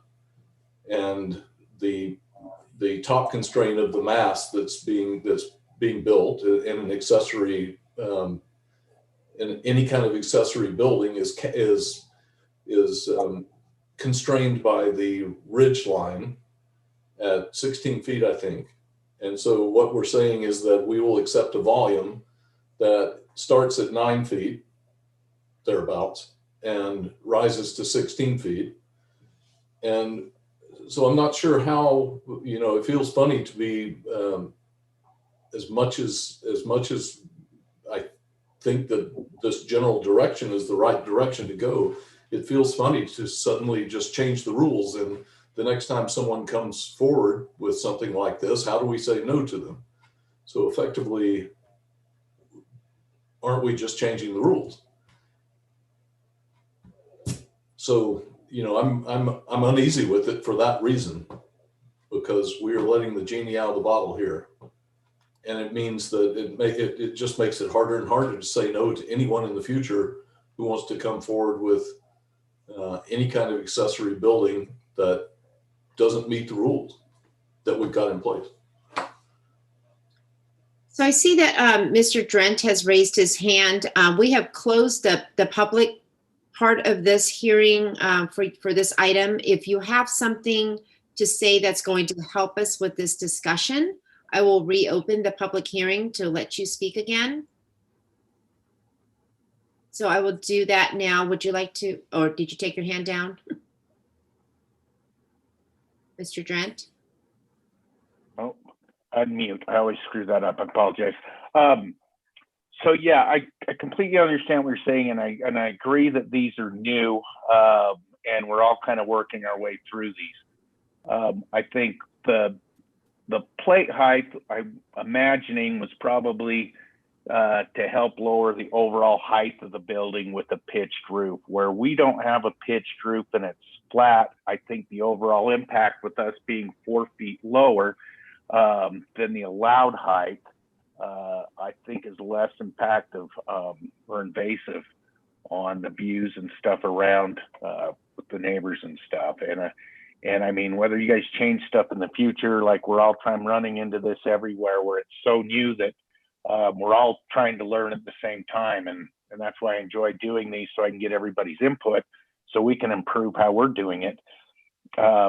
But I just wanted to say, I think that's one thing to look at, is the overall impact. While the plate height is one thing, it's the overall impact that I feel that we should be looking at. But that's my 2 cents. I just wanted to throw that out there. Thank you.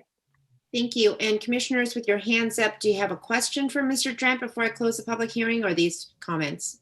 Okay, so now thank you, Mr. Drent, for your additional input. And I will now close the public hearing again and go back to the commissioners. Commissioner Camarado?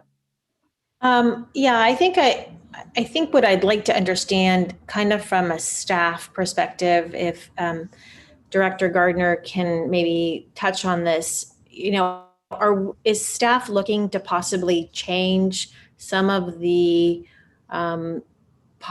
parts of the ordinance for ADUs because that we're seeing more and more of this? And if so, is just this the first project that has kind of come before us that we're seeing, or are you seeing more? And what's staff saying? What are you guys kind of feeling? And is this something that is just going to happen? It will ultimately happen. It's just this is the first project you've seen. I will actually defer to Associate Planner Klokahakapisi only because, and she's been reviewing a lot of the ADUs with other staff, but just as a general statement, if we are starting to see this as a trend, and if in particular it's a characteristic that's typical of these kinds of buildings, then that would indicate wanting to change the standards as opposed to doing a kind of one-off. But if Associate Planner Klokahakapisi, if you could maybe give us a little insight on last year we got 70 applications in, and I believe this is the first one, but there may be others that have had this kind of crawl space issue. Yeah, this happens to be one of the first ADUs that we have come across this issue, but it's the prefabricated models in general that we're seeing not being able to comply with these specific regulations, especially the plate height.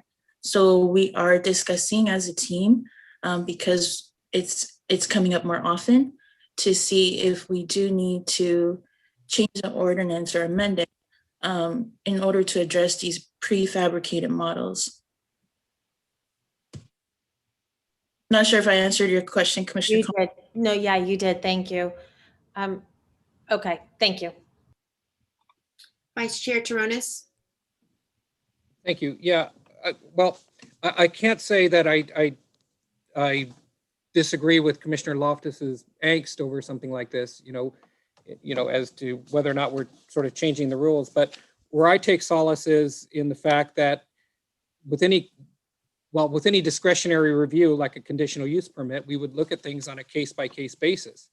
And, you know, that's the nature of any CUP, obviously. I mean, and so, for example, what I look at with a project like this is, okay, yes, it's on the property line, but the details of this structure, it may not be a design that I necessarily like or think is compatible or anything like that, but we're not looking at it from a design review standpoint.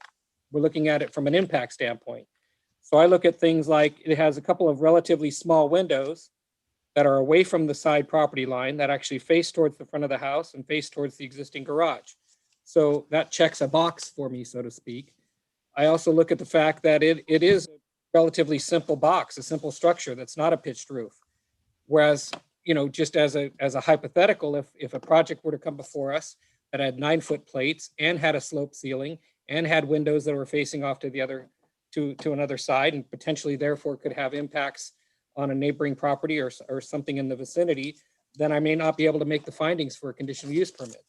So in this case, you know, it's a relatively simple structure. We're not commenting from a design review standpoint. So in terms of impacts, I think any impacts on surrounding properties would be negligible. So I could make the findings for the CUP. Commissioner Loftus? Yeah, again, it's funny, right? I think I heard from our interim city attorney that we ought to be talking about the plate height solely and not any of the things that Commissioner Taronis just brought up. And if that's the case, then if it's plate height only, then how do you say no to plate height only once you've taken the genie out of the bottle? This is really sticky. We want to see this sort of thing go forward. I do, and I think in fact, I think we all do. I just don't know. I'm not sure how to say yes to something that we can't say no to later, because if the only criteria is the plate height, and the plate height has impact or it doesn't have impact, you know, how do we determine that without talking about its proximity to the property line? Sorry, guys, I'm feeling highly philosophical today, I guess, and I'm having problems making sense out of all this. I see interim city attorney's hand up. Maybe he can share with us some thoughts. Yeah, I did just want to point out, because Commissioner Loftus, I think you bring up a good point that typically we cannot look at anything else. But I think when there is a strong nexus to what we're looking at in terms of, like, in here, we're looking at the plate height and whether that can go higher than we normally want to with a conditional use permit. I think in that there is a very strong nexus to the ultimate height to 16 feet and the maximum that's set there. So I think, again, I don't want to get us down and trying to get point to point to point to find things where we can look at everything. But I think in this instance, the actual complete height is something that we can look at. I think that is something that can be a factor, especially if it comes under what we would normally see. So I did want to put that out there because I think in this case, it is something that is clearly related and that you could consider. And so that makes a lot of sense to me, and I'm glad to hear you say that. But I will say that, you know, it feels like a similar nexus being adjacent directly on the property line. Something that's 10 feet high, 12, whatever the number is, 10 feet 7 high on the property line is a much different animal than 4 feet back from the property line and 10 feet 7 inches high. You know, so where does this stop? I don't know. It's a set of dominoes that I don't know how to interrupt the dominoes. And I don't think anyone does right now, and I Okay, wish I all right. could. There, I'm glad. Okay. I would say that I think the property line is getting scarier because there's been specific exemptions in state law saying that that is something that we can't consider. Okay. The plate height is something that is within the city's discretion. So we could have said 12 feet plate height, 16 feet ultimate height. We could have done that. We can't say you need to go 2 feet back from the property line. That's just not something that we're allowed to do. So I wouldn't be comfortable trying to make that nexus because we're not allowed to make that nexus when we make our own laws, but we can do the height. So that's where I'm sticking my thoughts right now. Whether or not that's ultimately the right way, I don't know, but I think it's something that logically makes sense from a legal standpoint. Thank you. Commissioner Schmidt? Yeah, I agree with the applicant that, they're not trying to go with a huge volume. And I think that this particular one seems to be a fine application of what they're trying to do. But what I am thinking about is some of these sites where we're down slopes. And so now it starts at 9 feet and it's 12 feet by the time you get to the end of the prefab unit because of the way the foundations work. So unless we have some sort of way to say, well, then you can't do the long side down the fence, down the hill, we've created a monster. And that's not to say this one, I'm just thinking about the downhill ones where we've now raised the plate height even further. And I'm not sure that's something I would enjoy in my backyard. So that's my concern with this. I think if it is something that we can do in this kind of a situation where we can provide guidance, that would be great. But if all we're going to be allowed to do ever is to say, well, we're raising the plate height so that the prefab units can work, then we're not helping anybody fit contextually with that. And it's just being taken out of our hands completely. So I would hope that there is a way that we could help our community with this, not just be bypassed. Thanks. Commissioner Camerado? Yeah, I agree with Commissioner Schmidt. I mean, I'd love to see that this opens up more discussion at the staff level and that we can have some staff can come up with some new rules, because I think we are going to see more prefabbed units. It's a little bit, I think, more affordable than doing it from scratch. And I think people are going to start demanding it. And we want to make sure that we can help our community be able to have these ADUs and also fit in with Burlingame standards. And I think staff is going to be the ones to kind of move us in that direction. Unfortunately, we have to kind of make a decision on this project. And I can agree with Commissioner Vice Chair Taronis. I can see, I like this project and I can see moving it forward. Vice Chair Taronis? Thank you.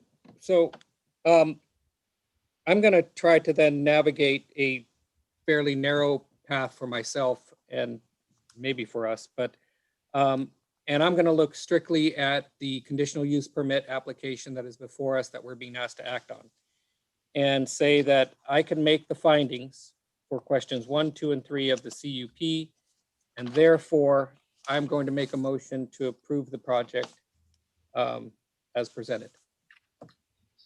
And I will second that. Oh. You can have it, Commissioner Camerado. So we have a motion by Vice Chair Taronis, seconded by Commissioner Camerado. Is there any discussion on the motion? I didn't get a chance to comment, but I wanted to add that as we're looking at these projects, a CUP application kind of on a case-by-case basis, in this particular situation, looking at the context of where this ADU will be placed in relationship to its neighbors. There is a service road behind the property that's, I believe, 10 feet wide. and that separates it from the backyard neighbor, or the neighbor to the other side on the back. And immediately on that side of the fence for that backyard neighbor is the back of a garage.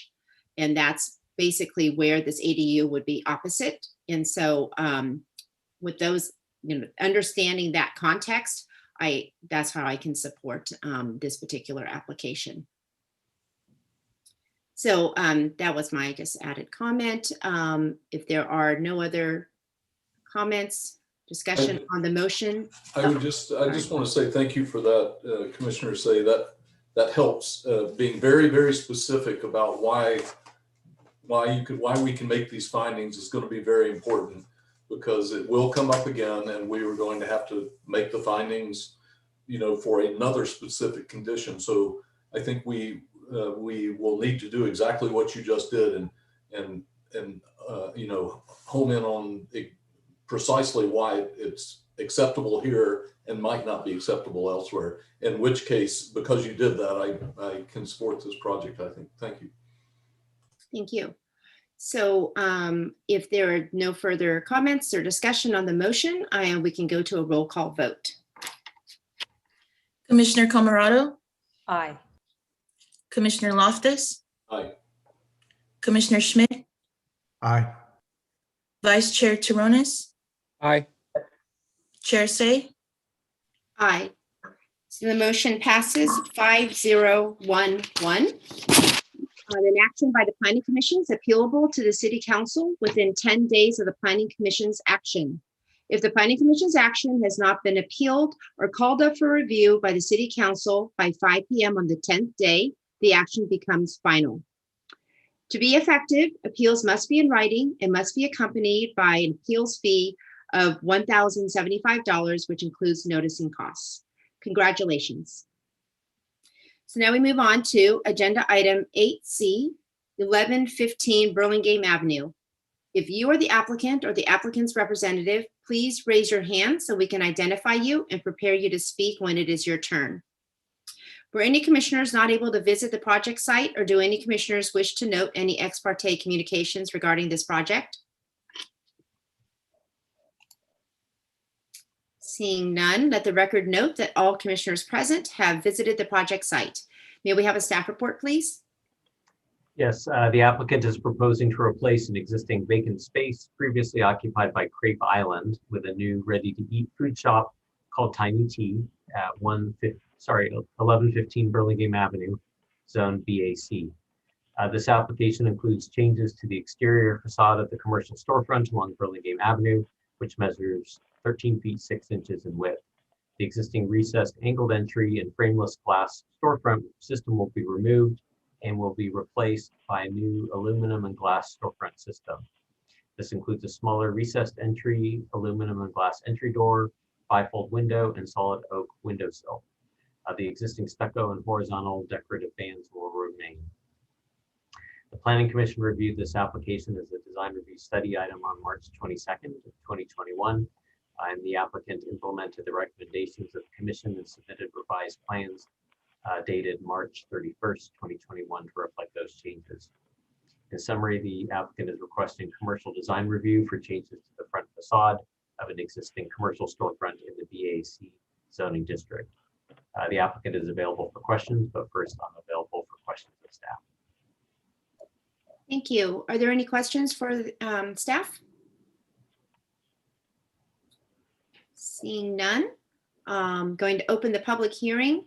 Will the applicant please step forward, state your name, and add anything you would like regarding your project? Good evening, Planning Commission. I'm Wen Huang. I'm the architect for the applicant. We listened to your comment and revised the arch window to have the frame and make it integral to the bifold window. And we also reach out to the manufacturer and confirm that they can make this work. Thank you. Are there any questions for the applicant?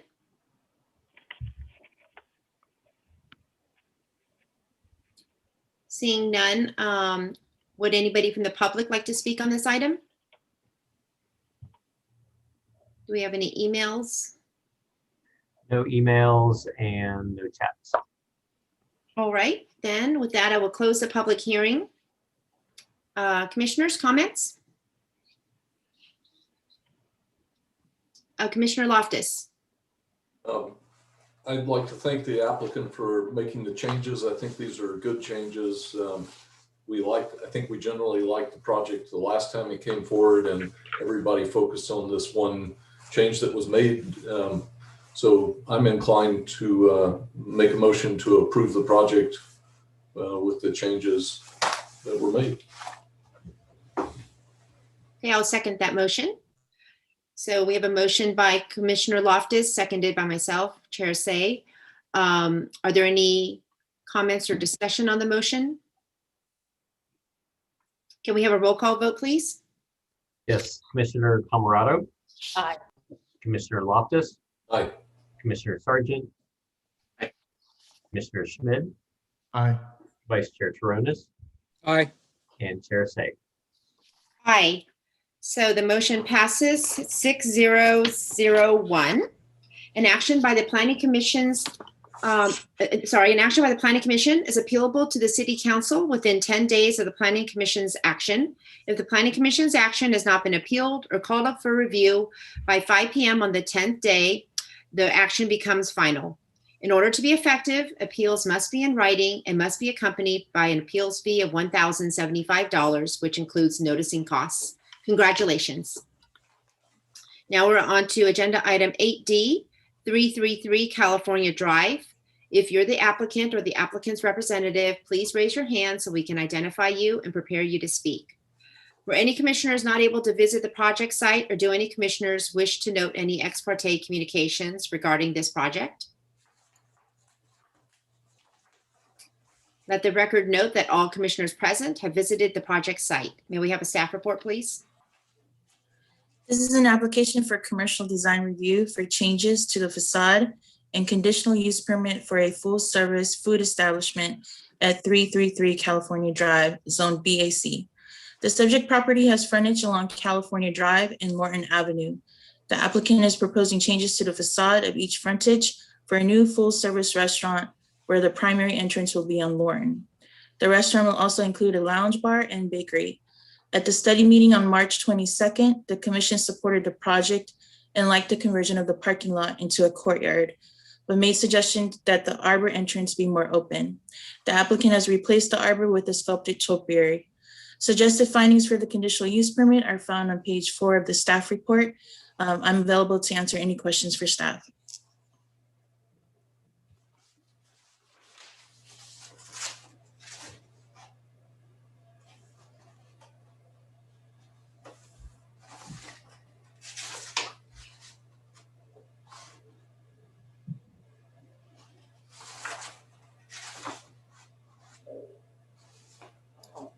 Thank you. Do we have any questions for staff?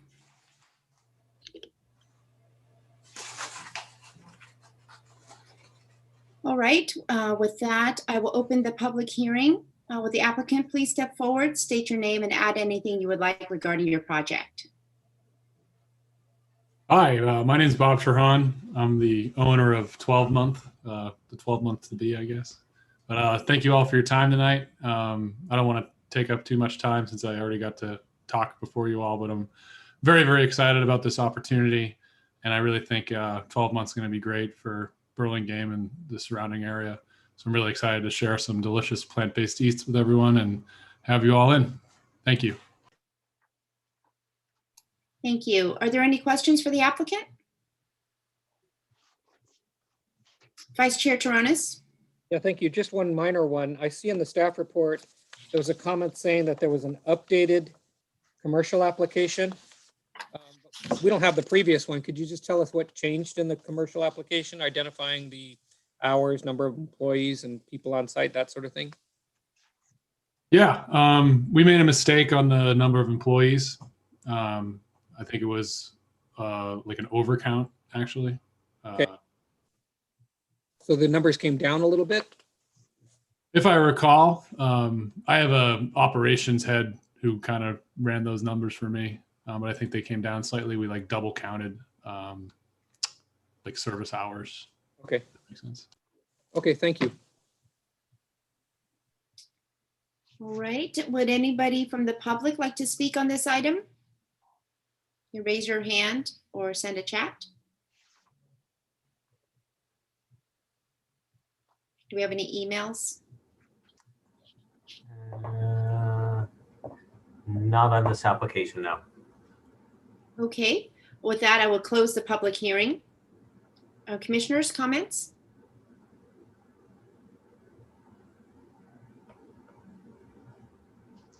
Vice Chair Taronis?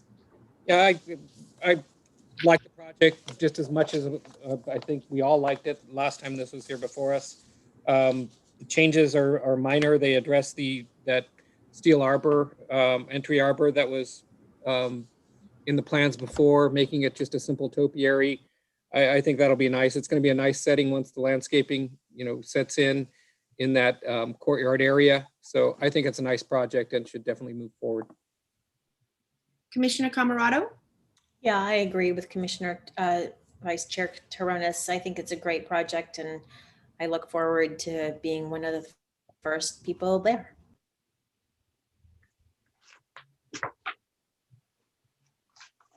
Any other comments? Anyone like to make a motion?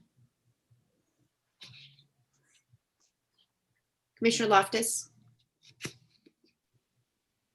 Well, since we all like the project so much still, I move that we approve it. I'll second that motion.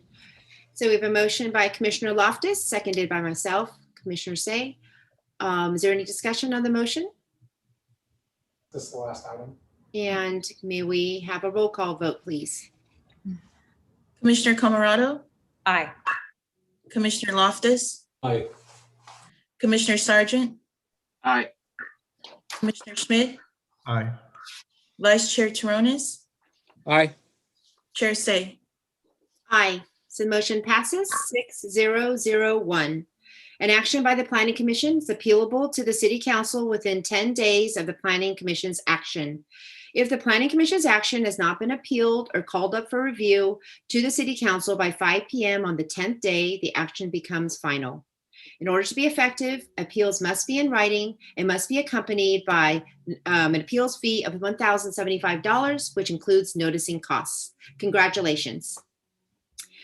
Now we move on to agenda item number 9, design review study items. Our first one is 9A 1105 Oxford Road. If you are the applicant or the applicant's representative, please raise your hand so we can identify you and prepare you to speak when it is your turn. Were any commissioners not able to visit the project site, or do any commissioners wish to note any ex parte communications regarding this project? Seeing none, let the record note that all commissioners present have visited the project site. May we have a staff report, please? Yes, the existing house at 1105 Oxford Road has 2 stories. However, many of the areas of the second floor do not have code compliant ceiling heights or are not configured as habitable areas. The applicant proposes to raise the height of the existing second story roof and to add a small addition to the second floor, which would increase the floor area from 2,208 square feet to 2,242 square feet, representing an addition of 34 feet.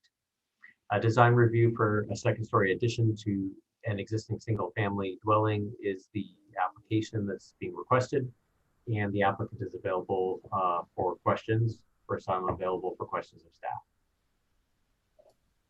Thank you. Are there any questions for staff?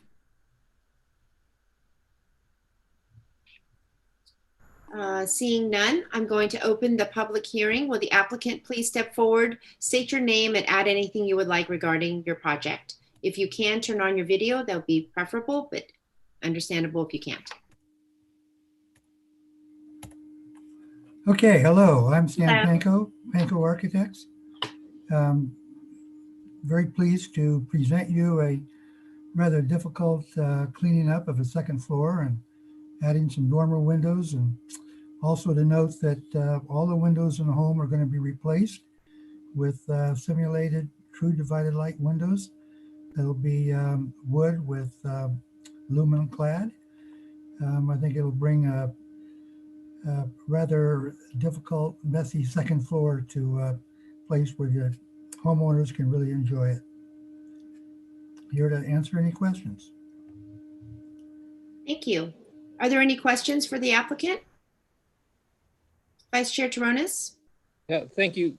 Stan, just one simple one that I think I know is what's happening, but just to confirm, on the right side elevation, there's an existing window kinda that was glass block and has been half infilled, but or that you're gonna just infill, get rid of that. That's right. That's right. There's one further back that it's a 4046 that goes into the existing stairwell. Does that have to is that getting removed because of the configuration of the new stairwell? Is that what's happening? That is correct. That is being removed. Okay, it was a little hard to see when I was out there visiting because it's okay over the adjacent fence, but I figured that's what was going on. Keep in mind that glass block window is visible from the outside, but from the inside, it's all covered up with sheetrock. Yeah, I saw that note. Okay. All right. Thank you. Are there any other questions for the applicant, commissioners? All right. Would anybody from the public like to speak on this item? Please raise your hand or send a chat. Do we have any emails? I'm not seeing any emails for this application and no chats. Okay, then I will now close the public hearing. Commissioners, comments? Commissioner Loftus? You know, in general, I think this is it's a well done project. There's something about it feels a little bit wedding cake to me, and I think that it's not obvious in some of the views. The front elevation seems quite nice. But you get to the side elevations, it feels a little wedding cakey, and it's because the new addition is sitting completely, as far as I can tell, completely disengaged from any of the lower walls. So you know, it stands entirely on the roof of the lower level, which I'm not sure exactly why I know a lot of houses that we see do that, but some of them are, I guess, closer to the exterior walls at the lower floor than this one is. So that feels a little funny to me. In general, I think it's good, but it feels like it ought to engage with the lower floor somewhat better to me. Commissioner Camerado? I like the project. I think it fits the neighborhood, and that's kind of my thoughts on it.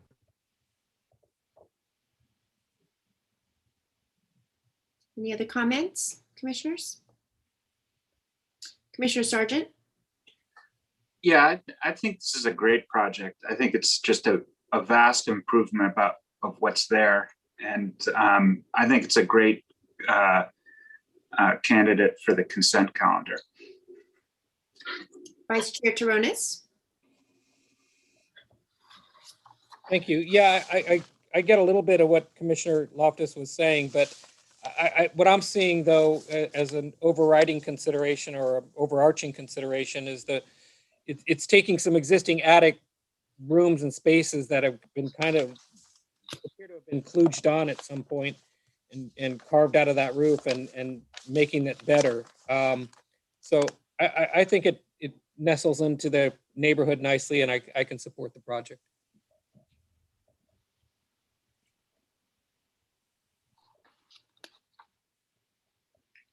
Commissioner Sargent? Yeah, I move we bring the project back on the consent calendar. I'll second.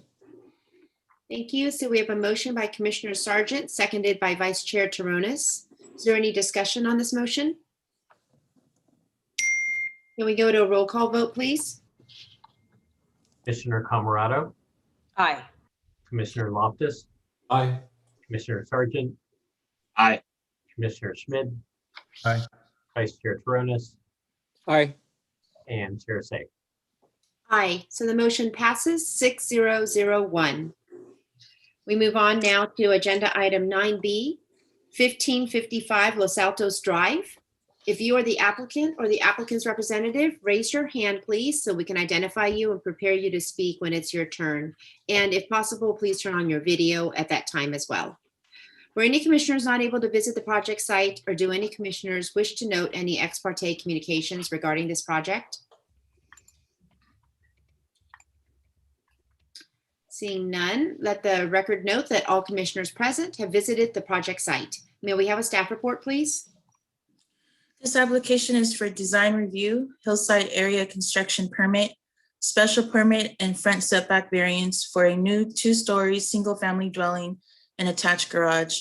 The applicant proposes to demolish more than 50% of the existing first floor walls of the house, which is considered to be substantial construction in a new house. The applicant is also requesting a special permit and a front setback variance for the proposed attached 1-car garage.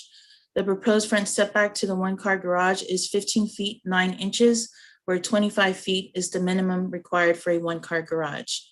I'm available to answer any questions for staff. Thank you. Are there any questions for staff? Vice Chair Taronis. So, Amalia, we're calling this new construction, right? I get that, but we're being asked to consider a variance for the setback of the garage, and the justification, or at least what part of the reasoning is, because they're proposing to keep the existing garage? Yeah, so when a house is under substantial construction considered new, anything that is non-conforming at that time requires approval of a variance. Because if during construction that those non-conformities are exacerbated, they would have to come back to the Planning Commission to request for a variance.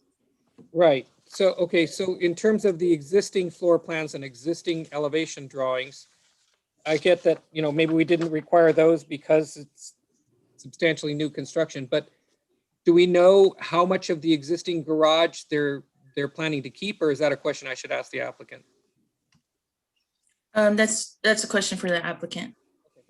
All right, thank you. Commissioner Sargent. So I think you answered this, Emilia, but just to make sure I understand it, just because it's substantial, it's considered new construction, it doesn't matter if they're keeping the existing garage or not? Is that what you're saying? And it triggers the variance request? Correct. Even though it's existing, if it was not substantial construction, it would just be considered non-conforming. But now that it's substantial construction considered to be new, whatever is non-conforming now triggers a variance. Okay, thanks. Commissioner Schmidt. Yes, I just wanted to be clear that we have 12 foot 9 1/4 from the property line to the gutter. Is that correct? I mean, when I was up there, it seemed like there's a lot of space there, but it does not see, the property line as shown on the drawings is substantially different than I would have otherwise thought being up on that street, and maybe because they don't have any sidewalks. That's something that we'll have to look at again, and we'd have to look at the plans, Commissioner Schmidt. Okay, thank you. All right, I will now open the public hearing. The applicant, please step forward, state your name, and add anything you would like regarding this project. Good evening, commissioners. Can you guys hear me? Yes, we can. Thank you. Great. I'm Alex Zhang, the architect for this project.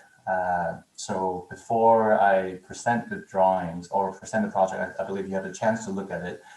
Let's just quickly address the garage situation. We kept the entirety of the existing garage, pretty much.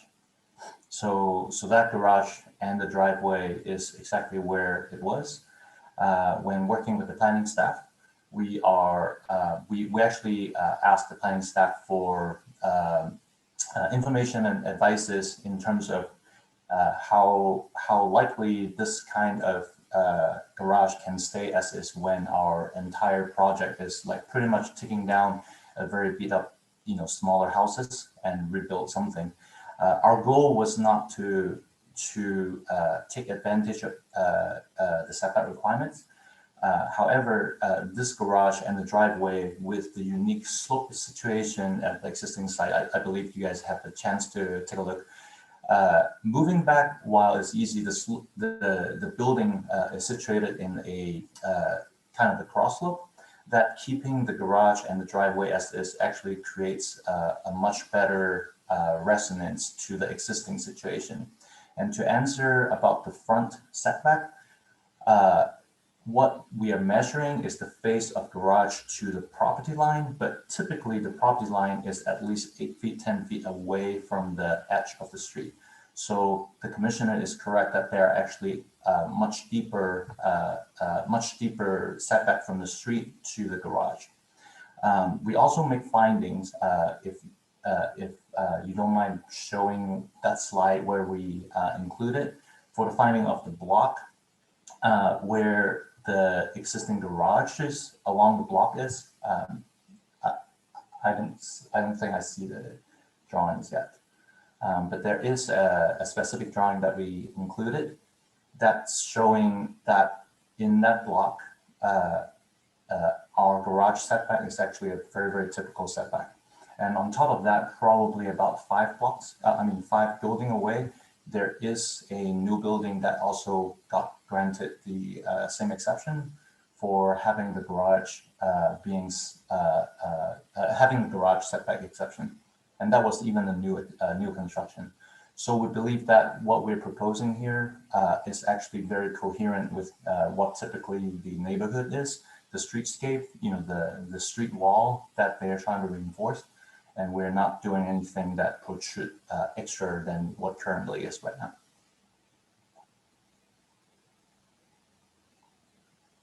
So let me stop. I'll pause right there. I know this is not the time for questioning yet, but this project is for 2 lovely couple, Fred and Sherry, who worked their life pretty hard, and then now they decided to retire in their first home that they attempt to buy in California, which is this place. And they have an extended family, and that's why the original 1,000 something square feet house will not fit their need, and they actually have to make a pretty big size building so that they could just retire here and grow old together there with the families and grandkids. And what we try to attempt here is to not create any humongous massing. As you can see, we try to make the roof form extremely simple while preserving some open space. If you see the interior sections, it is really custom for the family's need, instead of potentially someone is going to subdivide it into Airbnb. This is actually their forever home, and I hope you guys enjoy the building and can approve our garage setback exception. Thank you. Thank you. Are there any questions for the applicant?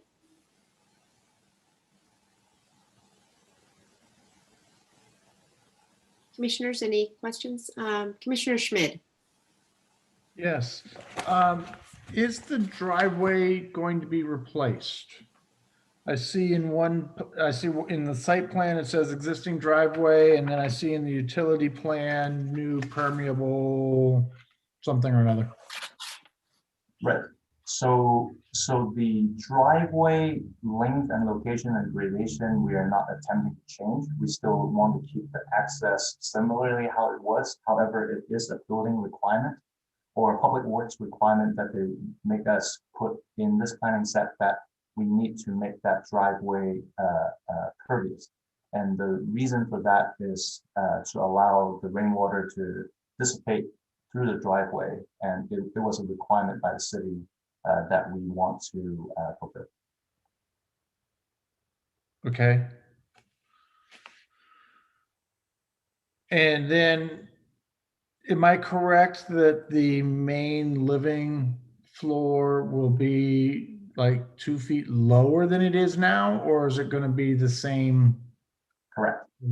So if you see this building originally is a sort of a split level where there's the garage and the main floor actually is probably about 4 feet above where the garage is. Being a home for these couples, they actually wanted to be much easier access from, coming off the street and going to the backyard. So we actually substantially lowered that side to a slab on grade or slightly higher so that it's easier for them to enjoy the indoor and outdoor. So yes, the whole main actually dropped. Okay, thank you. Vice Chair Taronis? Thank you. So have you had a chance to show the plans or review the plans with the uphill neighbor, the neighbor to the left? Yes, as a matter of fact, I do want to appreciate the planning staff again. They want us to make sure that we have reached out to significant amount of people before coming in so that I could present you this report. So immediately after we have the final drawing, Fred and Sherry actually got 12 printed out half-side sets around the neighborhood, and particularly they spoke with 5 immediate neighbors, and then they dropped another 5 to the mailbox to basically it's a 2-house radius. But the critical result is they spoke with all the immediate neighbors, especially the uphill and the downhill. So I told Fred and Sherry that these 2 are the most critical neighbors that you have to have peace with. They can't come to complain. They want to be supportive. Now, I'm glad to present to you, and I know this is public, and I can still say that is both neighbors uphill and downhill is fully supportive to this project. But we felt that it's kind of like too much to ask them to just sign something and present to you. But at least I could gladly report that there are 5 neighbors that they spoke with that showed, with name that they will support this, including the uphill and downhill immediately next to the project. Thank you. Thank you. Any other questions, commissioners? Would anybody from the public like to speak on this item? Please raise your hand or send a chat. Do we have any emails? No emails on this application. Okay. With that, I will close the public hearing. Commissioners, comments?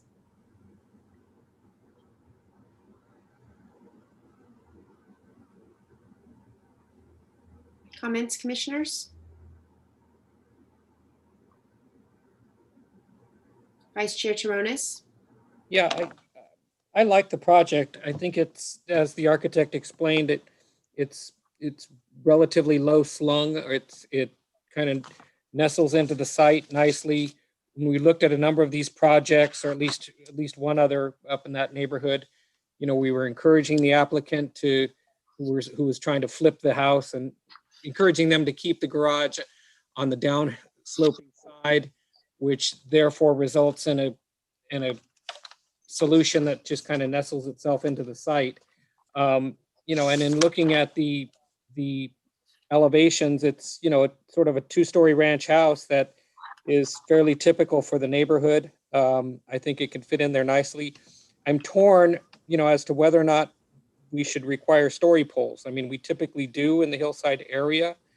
In looking at the house, the reason I asked about the uphill neighbor, I couldn't see from the street any windows that face on that front portion of the facade towards this property, but I couldn't see around that corner towards the back of that house as to whether or not there were any views, and couldn't tell whether or not there would be any oblique views coming out from the front of that house. So again, I'm torn. I'd be curious to know what other commissioners felt, because that's the only neighbor that I could see with any possible views due to this addition. So, but otherwise, I think it's a nice project, and I think it should move forward. Commissioner Schmidt? Yes, I didn't see anybody that I thought was going to be negatively impacted from the hillside as well. I think that in a lot of ways, having the low side of the house on the upside of the hill creates a pretty big buffer to that neighborhood. I'm a little bit more concerned of the 2-story kind of wall for the downhill neighbor, but they don't even look back. So there's not really a whole lot of negative impact other than some light. My biggest concern is kind of the drainage, driveway, making the floor level lower, because now actually towards the front of the property, it'll be below grade line. So I'm a little concerned about drainage and all of that kind of stuff, and that all of that working out. Maybe not design related, but I'd hate for it to be a huge change later. So I think that there's definitely some things to work out and in detail relative to the levels here. But otherwise, I could see it going forward. Commissioner Loftus? Yeah, I agree with many of the things that previous commissioners have just said about the project. At first, I was a little bit uneasy about it because I don't think that the aerial views of these broad expanses of roof do the project any favors. You had to sort of dig into the elevations to understand that it's pretty well crafted and pretty well articulated, and it's got some detail to it. Just looking down on the roofs, though, it made me really uneasy because these look like huge roofs, and it looks like sort of pancakes that have slid off from one another somehow because the roof is so low. But I think it's a pretty good project. I did not get the sense that there were any distant views impacted personally. So I wouldn't be inclined to do the story poles unless a neighbor comes forward and says, you really got to do this because I'm seeing something in the distance that I wouldn't otherwise see. I think you obscure some trees perhaps, but nothing more. Commissioner Sargent? Yeah, I would agree. I like the project. I think the architect makes a compelling case on the variance request for the garage. I think it, always the hardest finding for a variance is what's unique about the property. And I think if we didn't grant the variance, the property would then become unique in the neighborhood because it's the only one without a garage set in the same pattern. So I think that's supportable. I would agree about the lack of need for story poles. I mean, that property is pretty low relative to all the ones around it. So it's hard to see how distant views could be impacted by the second floor. So I think this is probably another great candidate for the consent calendar. And I'm happy to make that motion. Okay, we'll hear first from Commissioner Camerado. Yeah, so I like the project. I also wanted to make note of the back porch on the second story. I think that I can find that it fits the project nicely. But I want to make it very clear that I always look at the back decks, especially on second floors, because I think we have to worry about the impact to the neighbors. But I like the project and I could also see it moving forward. All right, so we have a motion. I'll be happy to second that motion to bring it back on consent. I think probably unless some neighbor steps forward. Thank you. So we have a motion by Commissioner Sargent, seconded by Commissioner Loftus. Is there any discussion on this motion? Can we have oh, hello? Vice Chair Toronis? Hold on. Okay, there. So, yeah, I would just, I can support the motion. I just want to say, further support for the unique aspects, kind of along the lines of what Commissioner Sargent was saying, is we have the fairly exceptional or unique condition that in this neighborhood along that side of the street, at least, the property line is set back that substantial distance of about 12'9" from the edge of street, or at least the edge of the drainage gutter. So, which is fairly unique, which then causes the the garage to end up being set back, almost 28 feet from the edge of the street. So I think that's fairly unique. I would just say, I would caution the applicant that in moving this forward, if we're not requiring the story poles, but they have to understand that in not erecting those story poles, it's always possible that a neighbor could come out during the action meeting or prior to the action meeting and pull this off of consent and ask why story poles weren't erected and make a case for why they should have been. We could still reject that request, but that could be an issue. So just wanted to caution them and make them aware of that. Thank you. Thank you. If there isn't any further comments or discussion on the motion, we'll go to a roll call vote. Commissioner Camarado, Aye. Commissioner Loftus, Aye. Commissioner Sargent, Aye. Commissioner Schmidt, Aye. Vice Chair Turonis, Aye. Chair Say. Aye. So the motion passes 6-0-0-1. We now move on to agenda item 9C, 1320 Mills Avenue. If you're the applicant or the applicant's representative, please raise your hand so we can identify you and prepare you to speak. Were any commissioners not able to visit the project site, or do any commissioners wish to note any ex parte communications regarding this project? Madam Chair, just a reminder, I'll be recused on this item for non-statutory reasons. Thank you. Let the record note that all commissioners present have visited the project site. May we have a staff report, please? This is an application for design review for a new 2-story single-family dwelling. The applicant is proposing to demolish the existing house to build a new 2-story single-family dwelling. The existing detached garage is to remain. The proposed house will have a total floor area of 3,280 square feet, where 3,420 square feet is the maximum allowed. I'm available to answer any questions for staff. Thank you. Are there any questions for staff? Seeing none, I will open the public hearing. Will the applicant please step forward, state your name, and add anything you would like regarding your project? Yeah, hi, my name is Brandon Podesta. Just to kind of give you an intro to the kind of the existing neighborhood, there's several different kind of styles of architecture in that neighborhood.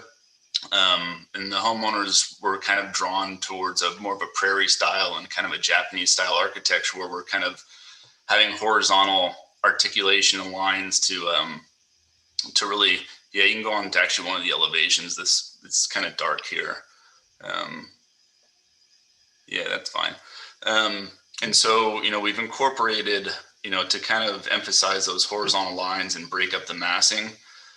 We've incorporated these bands that kind of continue around the elevation and tie the windows together, tie the different facades together, as well as kind of having the roof on the first floor that wraps around the house and kind of ties everything together again.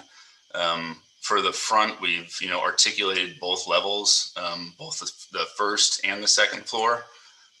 Since this street kind of faces a T intersection, we've held the porch back a little bit for privacy and also to kind of ease up the massing on the front facade, which also is going to be really helpful, like for social engagement, for interacting with neighbors. The materials we've used, really natural kind of materials and colors. We have brick wainscoting on the front, kind of a fine sand stucco on the upper portions, and then, wood banding that again kind of goes around and ties everything together. For the windows, we're doing aluminum clad with wood interior windows, and they got the prairie divided light pattern. And kind of keeping in tune with the, kind of a prairie style architecture. We've kept the roof slope, as low as we can, for a couple different reasons. One, it kind of ties in for the existing or for the proposed architecture, and it also helps with, keeping the massing of the overall envelope low, and also for kind of sun angles as well. Thank you. Thank you. Are there any questions for the applicant?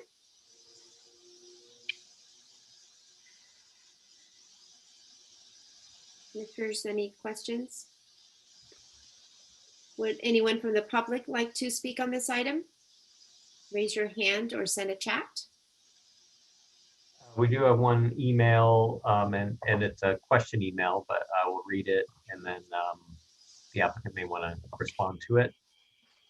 This is signed Lisa and Chris Chai, and they say, we have a question regarding the specific location of the air conditioning unit along the side of the house. As the neighbors to the west of the property being discussed, the master bedroom in our house is on the second floor at a similar line in the property as the AC unit.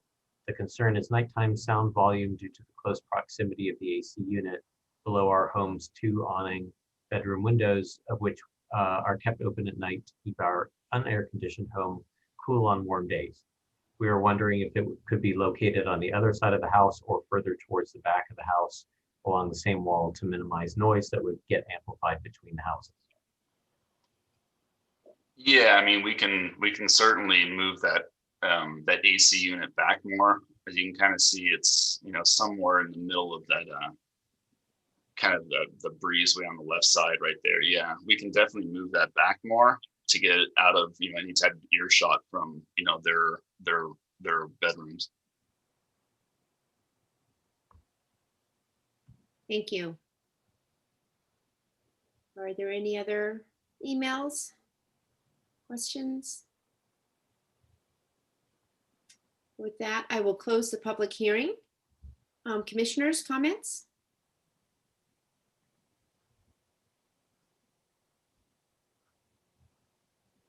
Commissioners, any comments?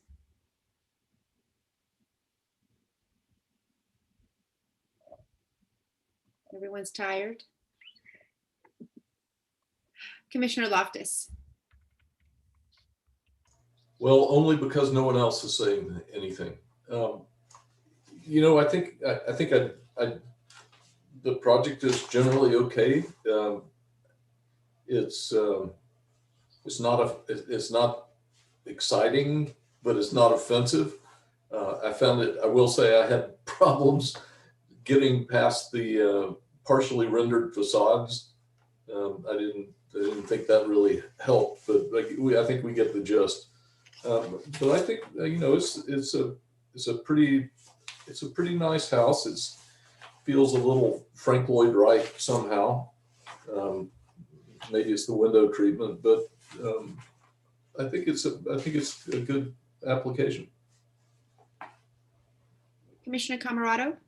Yeah, so when I first looked at the project, I was taken aback, I think, by the colors, as Commissioner Loftus said, and then as I dug into it, I actually like the project. I find that it's, although it's not a simple design, it has nice intricate details, but it's simple in its own way. And I think that neighborhood has some really unique homes, and I think it would potentially fit nicely there.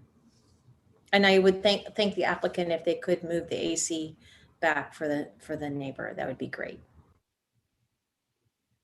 Commissioner Schmidt. Yes.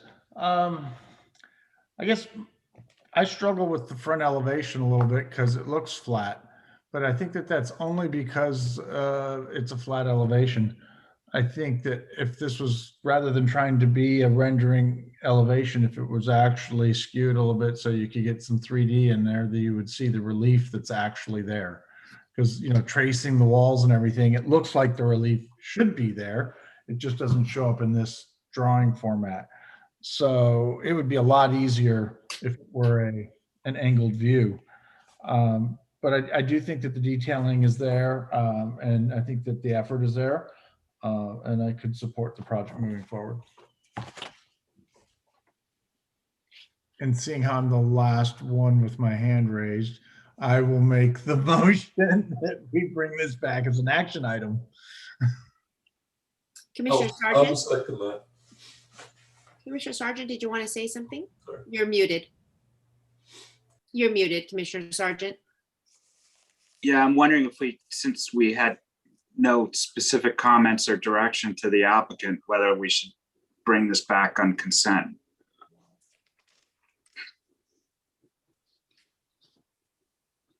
And I'm wondering if the maker of the motion would consider that, or just say, no, I don't agree, would be fine too. Well, I would actually like to see them maybe help us with that front elevation a little bit better to make sure that what's going to happen downstream happens. You know, I'd hate to undervalue that and then us be surprised downstream as the design evolves. And I want to make sure that, you know, the architect and his client are on board with it too. So there's some opportunity there that I would maybe encourage them to take advantage of, and therefore I wouldn't necessarily be as desirous to just bring it back on consent. I wouldn't mind bringing it back as an action and see what they bring. Okay. One comment I did want to make is for both the applicant and the neighbor, that the city does have an ordinance regarding air conditioning and mechanical equipment placement on property. So, and they have to meet certain noise guidelines. So I think in addition to moving it, that assuming that the applicant complies with it, and I'd suggest that will really help noise transmission into the neighboring property. And as they're planning the project, I'd suggest they meet with their HVAC sub early, because the requirements are actually hard to meet on the property line. So they're going to have to use specific equipment to make sure they can meet it, because it would be unfortunate for them if they had to move it after or at final.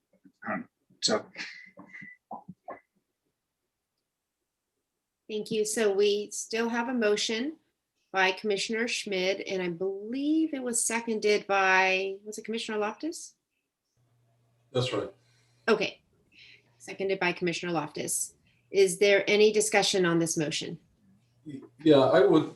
So to follow on Commissioner Smith's comments about the front facade, I would ask that the applicant not render the facade in dark colors, because I think it's making it really hard to understand that. I think from looking at the plans that there is quite a bit of articulation on the front, that it's not as flat as we think it is, and it's made flat because everything is so dark. So if it could come back, just as a black and white drawing, or better yet, black and white with shadows, and not rendered like this, I think it would make it a lot easier to be comfortable with what we're seeing, because I think it actually works, but it's a little hard to tell. All right, any other discussion on this motion? Can we have a roll call vote, please? Commissioner Camarado? Aye. Commissioner Loftus? Aye. Commissioner Sargent? Aye. Commissioner Schmidt? Aye. Chair Say? Aye. So the motion passes 5011. Agenda item 9D, as stated earlier. Sorry, was the address 1208 Burlingame Avenue has been continued to a future meeting. So we will not be speaking on that item tonight. So we now move on to agenda item number 10, commissioners' reports, for which there are none. So now we move to agenda item 11, directors' reports. We do not have any FYIs. However, we do have a report from the City Council meeting of April 5th, which included the appointments of the planning commissioners. So congratulations to Commissioner Schmid and Commissioner Camarado, who have been reappointed to their 4-year terms. And then congratulations to Ray Larios, who will be finishing up the term, 3 years of Commissioner Sargent's term. And Commissioner Larios will start on May 10th. Great, congratulations. He's in attendance as well, so we appreciate he's studying up. And he added a comment earlier this evening. Yes, yes. Thank you. Wonderful. So I think if there's nothing else, I'd like to adjourn this meeting at 9:45 p.m. Bye, everybody. Thank you. Good night. All right. Good night.